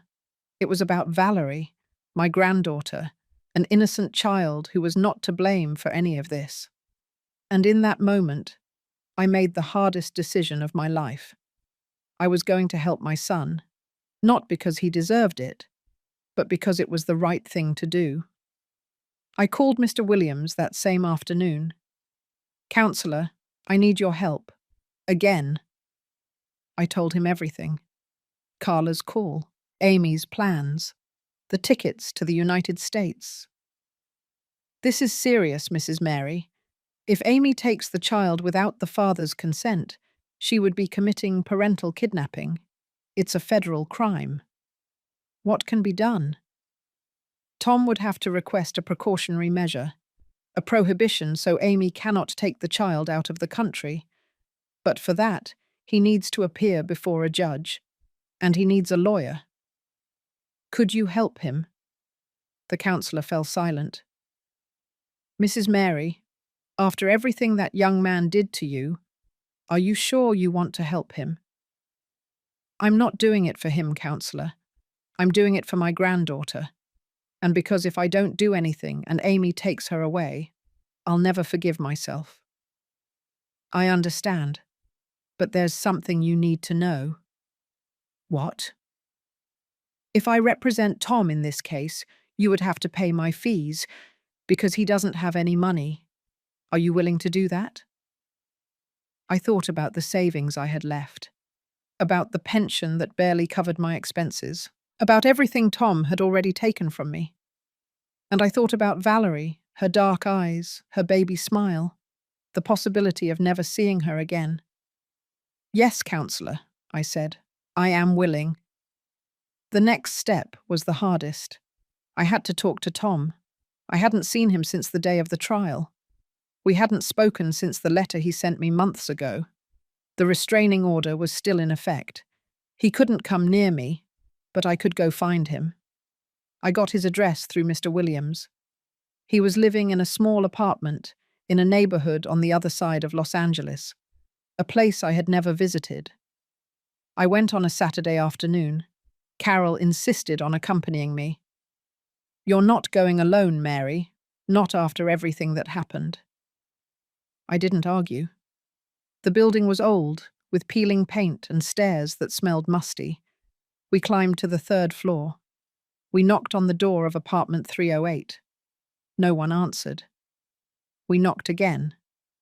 Finally, we heard footsteps. The door opened, and there was Tom. But he wasn't the Tom with the belt. He wasn't the Tom from the trial. He was another version of himself, thinner, greyer, older. He was wearing an old t-shirt and pajama pants. He hadn't shaved in days. His eyes were sunken, red. When he saw me, he froze. "Mom." "Hi, son." We stared at each other for what seemed like an eternity. Two strangers who were once family. "What are you doing here?" he finally asked. "We need to talk. May I come in?" He looked at Carol, then at me. He hesitated. "Yes, of course. Come in." The apartment was tiny. A living room that was also the dining room, a narrow kitchenette. A door that led to what I assumed was the bedroom. There was no furniture, just a mattress on the floor, a plastic table, 2 folding chairs. "Sorry for the mess," Tom said. quickly picking up some empty beer cans. I wasn't expecting visitors. We sat in the folding chairs. Tom remained standing, leaning against the wall, with his arms crossed. "How did you find me?" he asked. "It doesn't matter how. What matters is why I'm here." "Why?" "Because I need to tell you something. About Amy and about Valerie." I saw his body tense up. "What's wrong with them? Are they okay?" "They're fine, but they won't be for long if you don't do something." I told him everything. Carla's call, the plans to go to the United States, the purchased tickets, the departure date. With every word I said, I saw Tom crumble. He slid down the wall until he was sitting on the floor. He covered his face with his hands. "She can't do that," he whispered. "She can't take my daughter away from me." "She can, and she will, unless you act now." "How? I don't have money. I don't have a lawyer. I don't have anything." "I have a lawyer, and he's willing to help you." Tom lifted his head. He looked at me with those eyes that were once a child's. "Why? Why would you help me after everything I did to you?" I took a deep breath. I searched for the right words, the words that were true. "I'm not doing it for you, Tom. I'm doing it for Valerie, because she deserves to know her family. She deserves to grow up close to her dad. And because if I don't do anything and you lose her, I will never forgive myself. Not because you're my son, but because she is my granddaughter. And the mistakes you made shouldn't cost her her future." Tom started to cry, soundlessly, just tears rolling down his face and falling onto the dirty floor of the apartment. "I'm sorry, Mum. I am so sorry." "I know, son. I know. I don't know how to fix this. I don't know how to fix myself." "One step at a time. First, we'll fight for Valerie. Then, we'll see what comes next." Carol, who had remained silent the entire time, spoke for the first time. "Young man, your mother is doing something very few people would do. She is putting you above her own pain. Don't let her down again. Do you hear me? Don't let her down." Tom nodded. He wiped his face with the back of his hand. "I won't. I promise, Mum. This time, I won't." I didn't answer, because Tom's promises no longer meant anything to me, only actions, only what he did from now on. Mr. Williams filed the request for the precautionary measure the next day, Monday morning, with documents, evidence, and testimonies. On Tuesday, a family judge granted a temporary order prohibiting Amy from taking the minor out of the country until the custody situation was resolved. On Wednesday, when Amy tried to board the flight to Texas with Valerie in her arms, immigration agents stopped her at the airport. Carla called me that same afternoon. "You did it, Mrs. Mary. Amy is furious. She says you and Tom ruined her life." "But Valerie didn't leave. She's staying here." I hung up the phone and cried, not out of sadness, but out of relief. My granddaughter wasn't going to grow up in another country. She wasn't going to be lost forever. There was still a possibility. 3 days later, Tom came to visit me. He knocked on the door. He didn't walk in without permission like before. He waited for me to open it. "Hello, Mum." "Hello, son. Can I come in?" I hesitated. Part of me was still afraid. I still remembered the belt. I still felt the betrayal. But another part of me saw the man in front of me, not the one who had threatened me, but the one who had just lost everything and was trying to rebuild himself. "Come in." We went into the living room. We sat in the same places where we had talked so many times when he was a child, when I believed that nothing bad could happen. "Thank you, Mum, for what you did." "I already told you I didn't do it for you." "I know. But still, Thank you, because you could have stayed quiet. You could have let Amy take her, and no one would have blamed you. I would have blamed myself. That makes you a better person than me. I didn't deny it, because it was true. What happens now? I asked. We're going to fight for custody. Mr. Williams says I have a good chance. Amy has a history of irresponsible spending. She tried to run away with the child. And well, I'm trying to get my act together. How? I got a job at a warehouse. It's not much, but it's honest. I'm going to therapy, one that the state offers for free. And I'm trying to be the man Dad wanted me to be. His words hit me deep, because for the first time in years, they sounded sincere, not manipulative, not desperate, sincere. I'm glad, son. I know I can't ask you to forgive me. I know what I did is unforgivable. But I want you to know that I'm going to spend the rest of my life trying to be worthy of what you did for me, of what you always did for me. Don't do it for me, Tom. Do it for yourself, and for Valerie. He nodded. He stood up to leave. At the door, he turned one last time. Do you think someday we can be a family again? I thought about that question, about everything it implied, about everything that had been broken, about everything that maybe, just maybe, could be repaired with time and effort. I don't know, son, but I know the path begins with the truth, and the truth is that you hurt me, a lot, and that's not forgotten overnight. I understand, but I also know that you are my son, and a part of me will always love you, even if it hurts, even if it's complicated, even if we never go back to being what we were. That's more than I deserve. Probably, but that's a mother's love. It's not always fair. It's just real. He left, and I was left in the living room, looking at the closed door, wondering if I had done the right thing. The answer didn't come that night, or the next, or the one after that. But with time, I started to understand something. Doing the right thing doesn't mean it hurts less. It means you can live with yourself afterward. And that, at the end of the day, was the only thing that really mattered. Time is a strange thing. Sometimes it goes too fast, sometimes too slow, and sometimes it just passes, doing its silent work of revealing who we truly are. A year passed. A year since the day of the belt, a year since the trial, a year since my life split in two, the before and the after. In that year, I learned something no one teaches you when you're young, that life always collects its debts.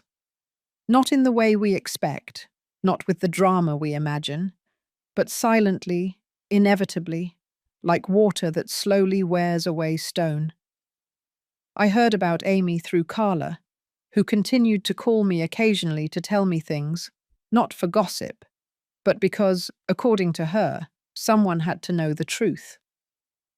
After she was prevented from leaving for the United States, Amy stayed living with her mum, in that big house in a fancy neighborhood where she had always boasted she grew up with every comfort. But the comforts quickly ran out. Amy's mum, Mrs. Patricia, turned out to be very different from what Amy had told everyone. She wasn't the rich, generous woman Amy painted. She was a bitter, controlling woman who threw every dollar she spent in her face, every plate of food she ate, every bit of space she occupied in the house. My aunt keeps her on a short leash, Carla told me in one of our calls. She sets her hours, makes her clean, yells at her in front of Valerie. It's as if she wants to collect for all the years Amy acted like a princess. And what does Amy say? Nothing. What can she say? She doesn't have a job. She doesn't have money. She has nowhere to go. She's trapped. The same word Amy used to describe how she felt about me when she was pretending to be nice. Now she was the one who was trapped.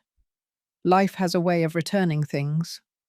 One Saturday afternoon, 6 months after all the airport scandal, I ran into Amy at the grocery store. I didn't recognize her at first. She was in the discount aisle, comparing prices of generic detergents, with Valerie in a well-used stroller. Her hair was pulled back in a messy ponytail, no makeup, wearing an old sweatshirt and worn-out jeans. She no longer had long, painted nails. They were short, unpainted, with damaged cuticles. She looked tired, old, even though she was only 30 years old. When our eyes met, I saw something in her eyes. Not hatred, not rage, something worse. Shame. She quickly looked away, grabbed the cheapest detergent without even looking at it, and pushed the cart in the opposite direction. But Valerie saw me, and even though she didn't know who I was, she reached out her little hands toward me. "Hi," she said, with that baby voice that breaks your heart. Amy stopped, frozen. I approached slowly, without threatening, without judging. "Hello, Valerie," I whispered. "Hello, my love." The baby smiled. She had 2 new teeth, Robert's eyes, Tom's hair. "She's very beautiful," I told Amy. She didn't respond. She just looked at the floor. "How are you, Amy?" For a moment I thought she wouldn't answer, that she would just leave without saying anything. But then she spoke, in a voice so low I could barely hear her. "Bad, Mrs. Mary. I'm bad." I didn't know what to say. Part of me wanted to feel satisfied, wanted to tell her. This is what happens when you hurt people. This is what happens when you only think about yourself.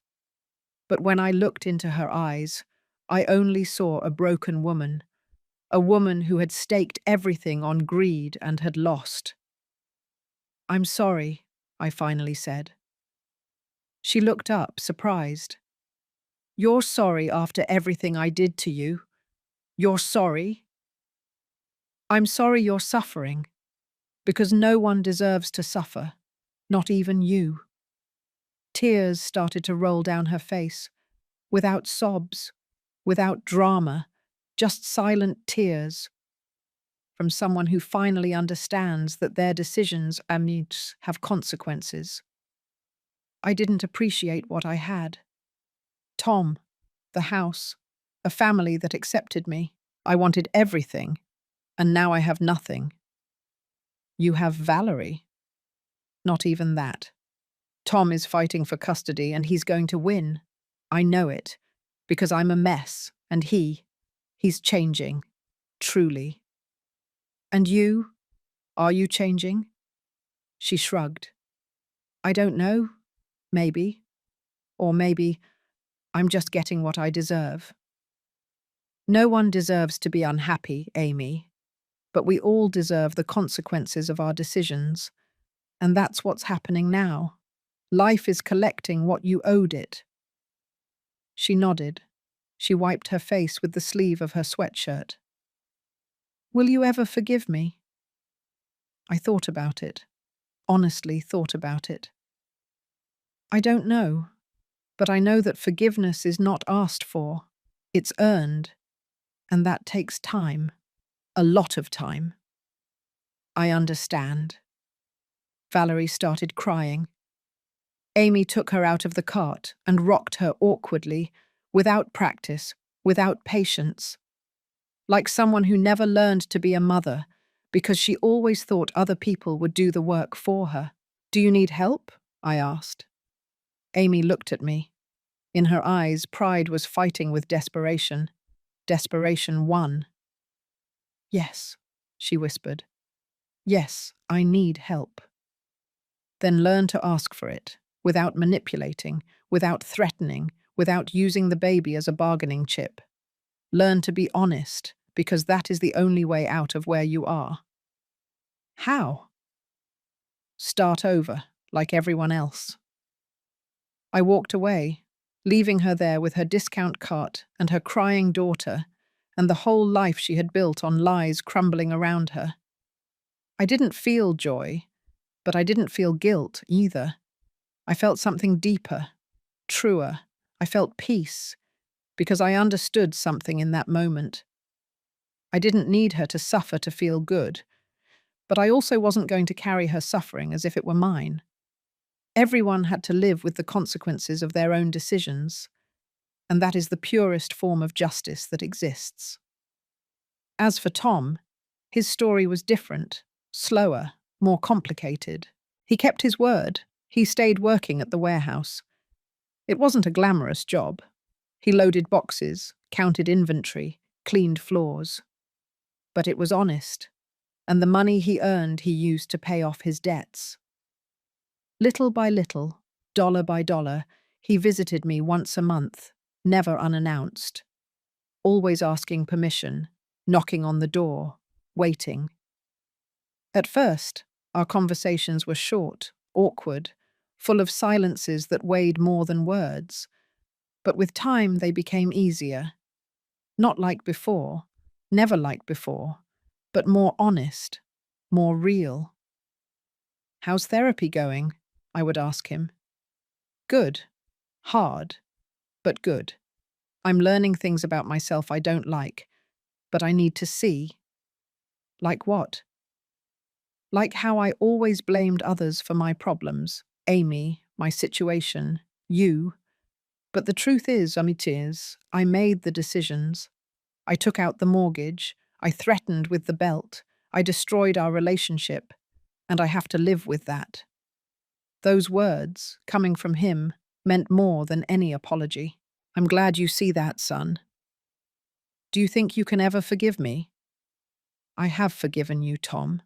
But that doesn't mean I forget, or that things go back to how they were. Forgiveness is so I can sleep in peace. It's not to turn back time." "I understand.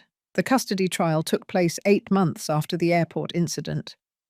I went to the hearing, not because Tom asked me to, but because I wanted to see with my own eyes what was going to happen to my granddaughter. The judge was a woman, about 50 years old, with glasses and a serious expression that gave nothing away. She listened to both sides. Tom, who presented evidence of his stable job, his therapy, his clean and tidy apartment that he had prepared to receive Valerie, and Amy, who arrived without a lawyer, crying, asking for another chance, promising she would change, that she would be a better mother, that she just needed time. The judge delivered the verdict a week later, joint custody, but with primary residence at Tom's house. Amy would have supervised visits until she demonstrated financial and emotional stability. Tom left the courthouse crying, from relief, from gratitude, from fear of all the responsibility that had just fallen on his shoulders. "You'll do great, son," I told him. "You'll make mistakes, all parents do, but you'll do it with love, and that's what matters." "Thank you, Mum, for everything." "Don't thank me yet. Show me with your actions." He nodded, and he kept his word. 6 months later, Tom moved to a bigger 2-bedroom apartment, one for him, one for Valerie. He decorated it with his own hands, painted the walls yellow, put up curtains with clouds, bought a second-hand crib and restored it, just as Robert had done with the bicycle so many years ago. He invited me to see the apartment before Valerie moved in. It was humble, simple, but it was full of something I hadn't seen in a long time: love. "What do you think, Mum?" "I think your father would be proud." Those words broke him. He collapsed onto the second-hand sofa he had bought and cried like he hadn't cried since he was a child. "I miss him so much, Mum. Every day. And every day I wish I could tell him I'm sorry, that he was right, that I should have listened to him." I sat down next to him. I put my hand on his. "He knows, my son. Wherever he is, he knows." "You think so?" "I'm sure of it." As for Amy, Life continued to collect its debts. Her mother finally got tired of supporting her and gave her an ultimatum: get a job or move out. Amy got a job at a coffee shop, doing what she had always despised, serving others. At first, she hated it. Carla told me she complained all the time, cried on her breaks, felt that life was unfair to her. But little by little, something changed. She started arriving early, doing her job without complaining, saving every dollar she earned. After a year, she had saved enough to rent a room, small, in a distant neighborhood, but hers. And with that room came something else: dignity. I saw her one more time, almost 2 years after our encounter at the grocery store, this time at the family court, during one of the supervised visits with Valerie. She looked different. Not like the Amy at the wedding, but not like the destroyed Amy at the grocery store either. She looked like someone who had finally understood that life owes you nothing, that everything you have to earn, and that honest work, even if it hurts, ultimately gives you something no shortcut can: self-respect. We didn't speak. We just looked at each other from afar. And in that look, there was something like understanding. We weren't friends, we never would be, but we were no longer enemies. We were two women who had been through the storm and had survived, each in her own way. And me, how was I? I was fine. Not perfect. Not without scars, but fine. My house was still mine, clear of debts, clear of mortgages, clear of people who wanted to take it from me. Tom visited me every 2 weeks, with Valerie. My granddaughter ran around the yard, chasing the butterflies that visited the lilac bush, that lilac bush that continued to bloom purple, bright, and loyal. The baby called me Grandma Mary, with that little voice that melted my heart. And when she hugged me, I felt that everything, absolutely everything that had happened, had been worth it. One Sunday, after lunch, Tom and I stayed at the kitchen table while Valerie napped on the living room sofa. "Mum, I want to ask you something." "Tell me, son." "Did you ever call me crazy when all of that was happening? Did you say I was crazy for not giving them what they asked for?" I thought about it. I remembered those dark days, those nights of fear. "No, son, I never called you crazy. But there were people who thought who thought I was crazy for defending myself, for setting limits, for not continuing to be the mother who sacrifices herself until she disappears." "And what do you think now?" "I think the only craziness is giving up your dignity for fear of being alone. Because in the end, if you give up who you are, you're alone anyway. Alone from yourself, and that is the worst loneliness of all." Tom nodded. He looked out the window toward the yard where Valerie had been playing. "I once thought you were unfair to me, that you took away what was mine. But now I understand that it was never mine. It was yours, and I tried to steal it from you. Not just the house, your peace, your dignity, your life. You understand it because you matured, son, because life taught you. Sometimes life is the best teacher, even if it's the hardest. Did you ever see how I ended up after everything that happened?" I smiled, a sad but honest smile. "I saw you, Tom. I saw you alone in that miserable apartment. I saw you without a job, without a wife, without money. I saw you hit rock bottom, and I didn't feel joy, but I didn't feel guilt either, because I understood something important." "What?" "That sometimes the greatest love you can give someone is letting them face the consequences of their actions, because only then can they grow. Only then can they change." Tom wiped a tear that rolled down his cheek. "Thank you for that, Mum. Thank you for not rescuing me. Because if you had, I would still be the same. and Valerie would have a dad who's no good. You're right, but I'll also tell you something. I saw that you got up. I saw that you changed, and that son, that fills me with pride. We fell silent, that comfortable silence that can only exist between people who have passed through the fire and come out the other side. Life always collects its debts, doesn't it, Mum? Always, son. Always, sir. Sometimes it takes time.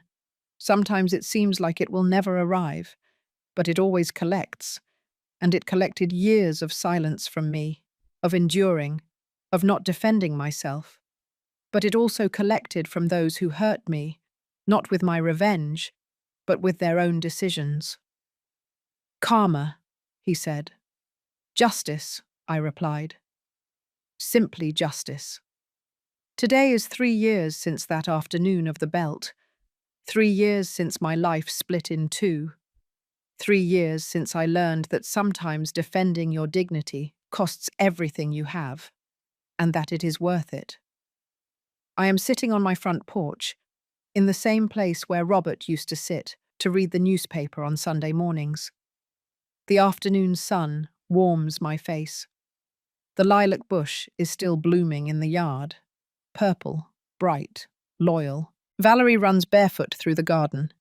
She's 4 years old now, her long hair tied up in 2 pigtails, Robert's eyes, Tom's laugh when he was a child. Grandma Mary, look, a butterfly. How beautiful, my love. What colour is it? Yellow, like the sun. I smile, that smile that only grandmothers know, the one that hurts and heals at the same time, the one that carries all the weight of the world and all the lightness of hope. Tom is in the kitchen making iced tea. I can hear him moving things around, humming a song, how he has made this house his own again, but in a different way, respectful, humble. He has been coming every Sunday for 2 years with Valerie to eat, to talk, sometimes just to be in silence together. He is not the son I had. That son died the day of the belt.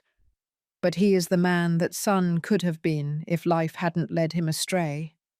And that man is learning to be better every day. He comes out to the porch with 2 glasses of iced tea, gives me one, and sits in the chair next to mine. Thank you, my son. You're welcome, Mum. We drink in silence, watching Valerie chase butterflies, watching the afternoon fall slowly over the yard, watching life continue its inevitable course. Mum, can I ask you something? Of course, son. Do you ever regret it? All of it. Confronting me, revoking the power, everything. I think about it. Honestly think about it, because that question deserves a true answer. I regret many things, Tom. I regret not setting limits sooner, giving you everything without teaching you the value of earning it, rescuing you every time you fell instead of letting you learn. But I don't regret defending myself, because defending myself was the only thing that saved me, and eventually it saved you too. How me? Because if I had given you the house, if I had signed that second power of attorney, if I had continued to be your lifesaver every time you sank, you would never have learned to swim, you would never have hit rock bottom, you would never have had to look in the mirror and ask yourself who you really were, and you would never have changed. Tom nods. He drinks his iced tea. He looks at his daughter. You were right about everything, and I was blinded by ambition, by Amy's lies, by my own immaturity. We all get blinded sometimes, son. The important thing is to open your eyes before it's too late. It was almost too late, but it wasn't, and that's what counts. Valerie runs toward us with her hands full of flowers she picked from the garden. For you, Grandma. They're pretty like you. I take the flowers, small, bruised by her little hands, but beautiful anyway. Thank you, my darling. They're the prettiest flowers I've ever received in my life. prettier than your dad's. I look at Tom. He smiles. As pretty as your dad's when he was a little boy, and he used to bring me flowers from the neighbor's garden without permission. Valerie laughs, that crystal clear laugh only children have, and runs back to the garden. Did you tell her that story? Tom asks. Of course. Kids need to know that their parents were kids too. They made mistakes too. They learned Oldjan too.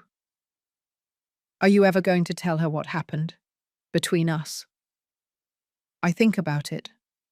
When she's older, when she can understand, when she needs to know that families aren't perfect, that people make mistakes, but that they can also change, and that true love isn't the kind that never breaks. It's the kind that breaks and still finds a way to keep existing, different, but real. Tom wipes a tear. I love you, Mum, and I'm so sorry I hurt you. I know, son. I know. That night, after Tom and Valerie leave, I stay alone in the house, like every night, as I have been for 3 years. But I no longer feel lonely, because I understood something fundamental. Being alone and feeling lonely are completely different things. I am alone because I chose to set limits, because I chose my dignity over the comfort of pretending everything was fine, because I chose to face the storm instead of hiding from it. But I don't feel lonely, because I have my house, my peace, my integrity, my granddaughter who visits me, my son who is learning, my life that is finally mine, and that at the end of the day is all a person needs. I receive an unexpected call on a Tuesday afternoon. It's Amy. We haven't spoken directly in almost 2 years. I've only seen her from afar during Valerie's exchanges at the courthouse. Mrs. Mary, can I talk to you? Of course, Amy. Tell me. Silence, nervous breathing. I wanted to thank you. Thank me? For what? For not letting me get away with it. For defending your house. For setting a limit for me when no one else would. Because if you hadn't, I would still be the same horrible person I was. And I would have never learned. I would have never changed. Her words surprise me, not for what they say, but for how genuine they sound. And have you changed, Amy? I'm trying. I'm still working at the coffee shop. I saved up for a pastry course. I want to open my own business someday. Something small, but mine.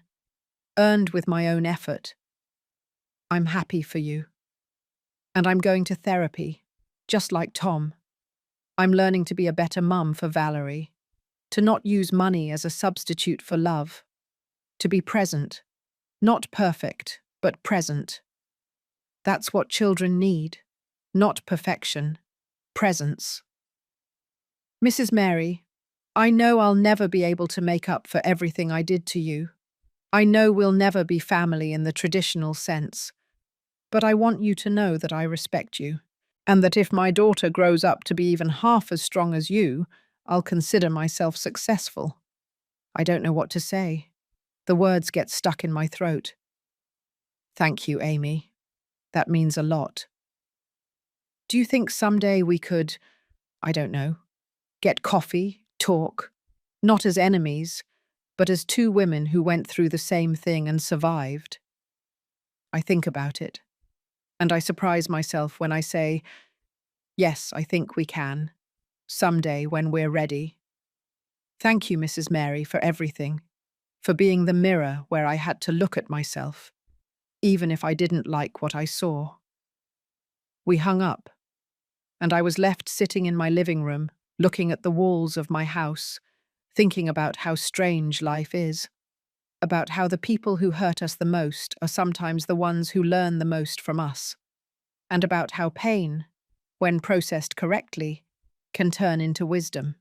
One Sunday, 3.5 years after everything, Carol and I are drinking coffee in her kitchen, as we have done for 40 years, as we will continue to do until one of us is no longer here. You know what I admire most about you, Mary, she says suddenly. What? That you never became bitter. After everything that happened, many women would have become hard, resentful, closed off. But you didn't. You kept being you, just stronger. I don't always feel strong, Carol. No one feels strong all the time, my dear. Strength is not about not being afraid. It's about being afraid and still doing the right thing. And do you think I did the right thing? What do you think? I think about it. I think about the whole journey, everything lost, everything gained. I think I did the only thing I could do, and that has to be enough. Carol smiles, that wise smile of someone who has lived too much and seen too much. That's not just enough, Mary, it's everything.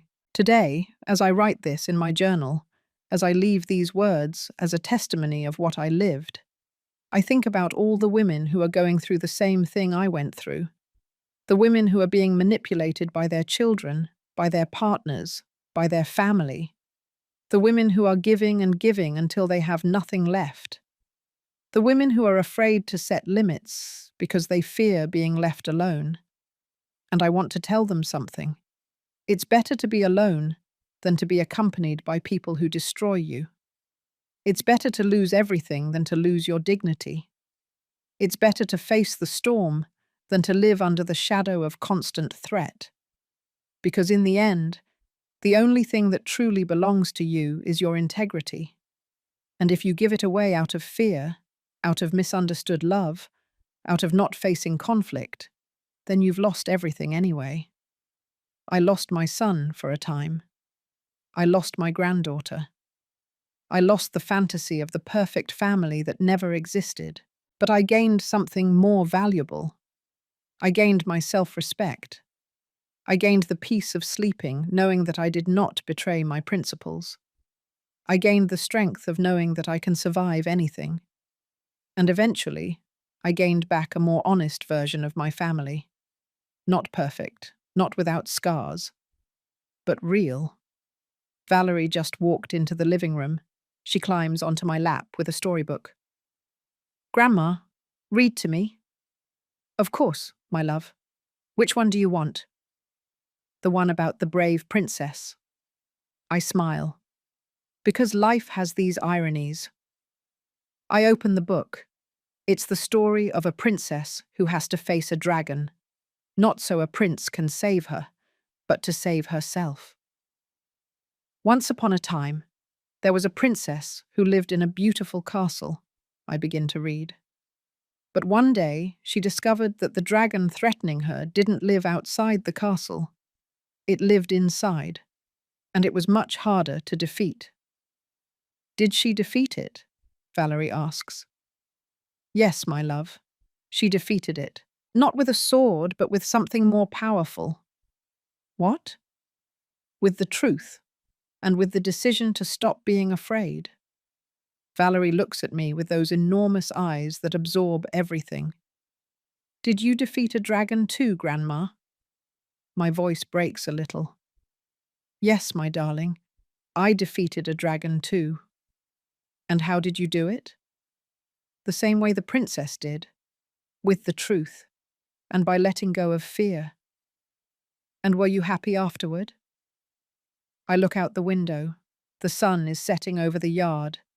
The lilac bush is still blooming. Tom is in the kitchen preparing dinner. The house smells of chili and cornbread. I breathe. Yes, my love, I was happy. Not always, not perfectly, but I was happy because I was finally free. Valerie smiles and snuggles against my chest. I want to be brave like you too, Grandma. You already are, my darling, you already are. If my story helps just one woman open her eyes, it will have been worth it. If my pain serves for someone else to set limits before it's too late, it will have made sense. If my experience gives strength to another grandmother, another mother, another woman who is being manipulated by those she should love, then every tear I shed will have watered something good, because life always collects its debts. Always. Not with our revenge, but with its own consequences. And in the end, the only thing that remains is the truth of who we are, of what we did, of what we chose to defend. I chose to defend myself, and I don't regret it. Because in that terrible moment, when my son raised the belt, when my daughter-in-law laughed, when I thought I had lost everything, someone rang the doorbell. And that someone was life itself, reminding me that I wasn't alone, that I was never alone, that there is always a way out when you have the courage to look for it. Today, I live in my house, the house I paid for with 40 years of work, the house I was about to lose, the house I defended with everything I had. And every morning, when I wake up and see the sun coming through my window, I give thanks. Not because everything is perfect, but because it's mine, earned, defended, deserved. And that, in the end, is the only thing that matters. Thank you for listening to the end. If this story touched your heart, subscribe and hit the notification bell to hear more stories of women who transformed their pain into wisdom. Every day, one woman, one life lesson. Share this story with someone you love. Sometimes a story like this can change an entire day. God bless you, and until next time.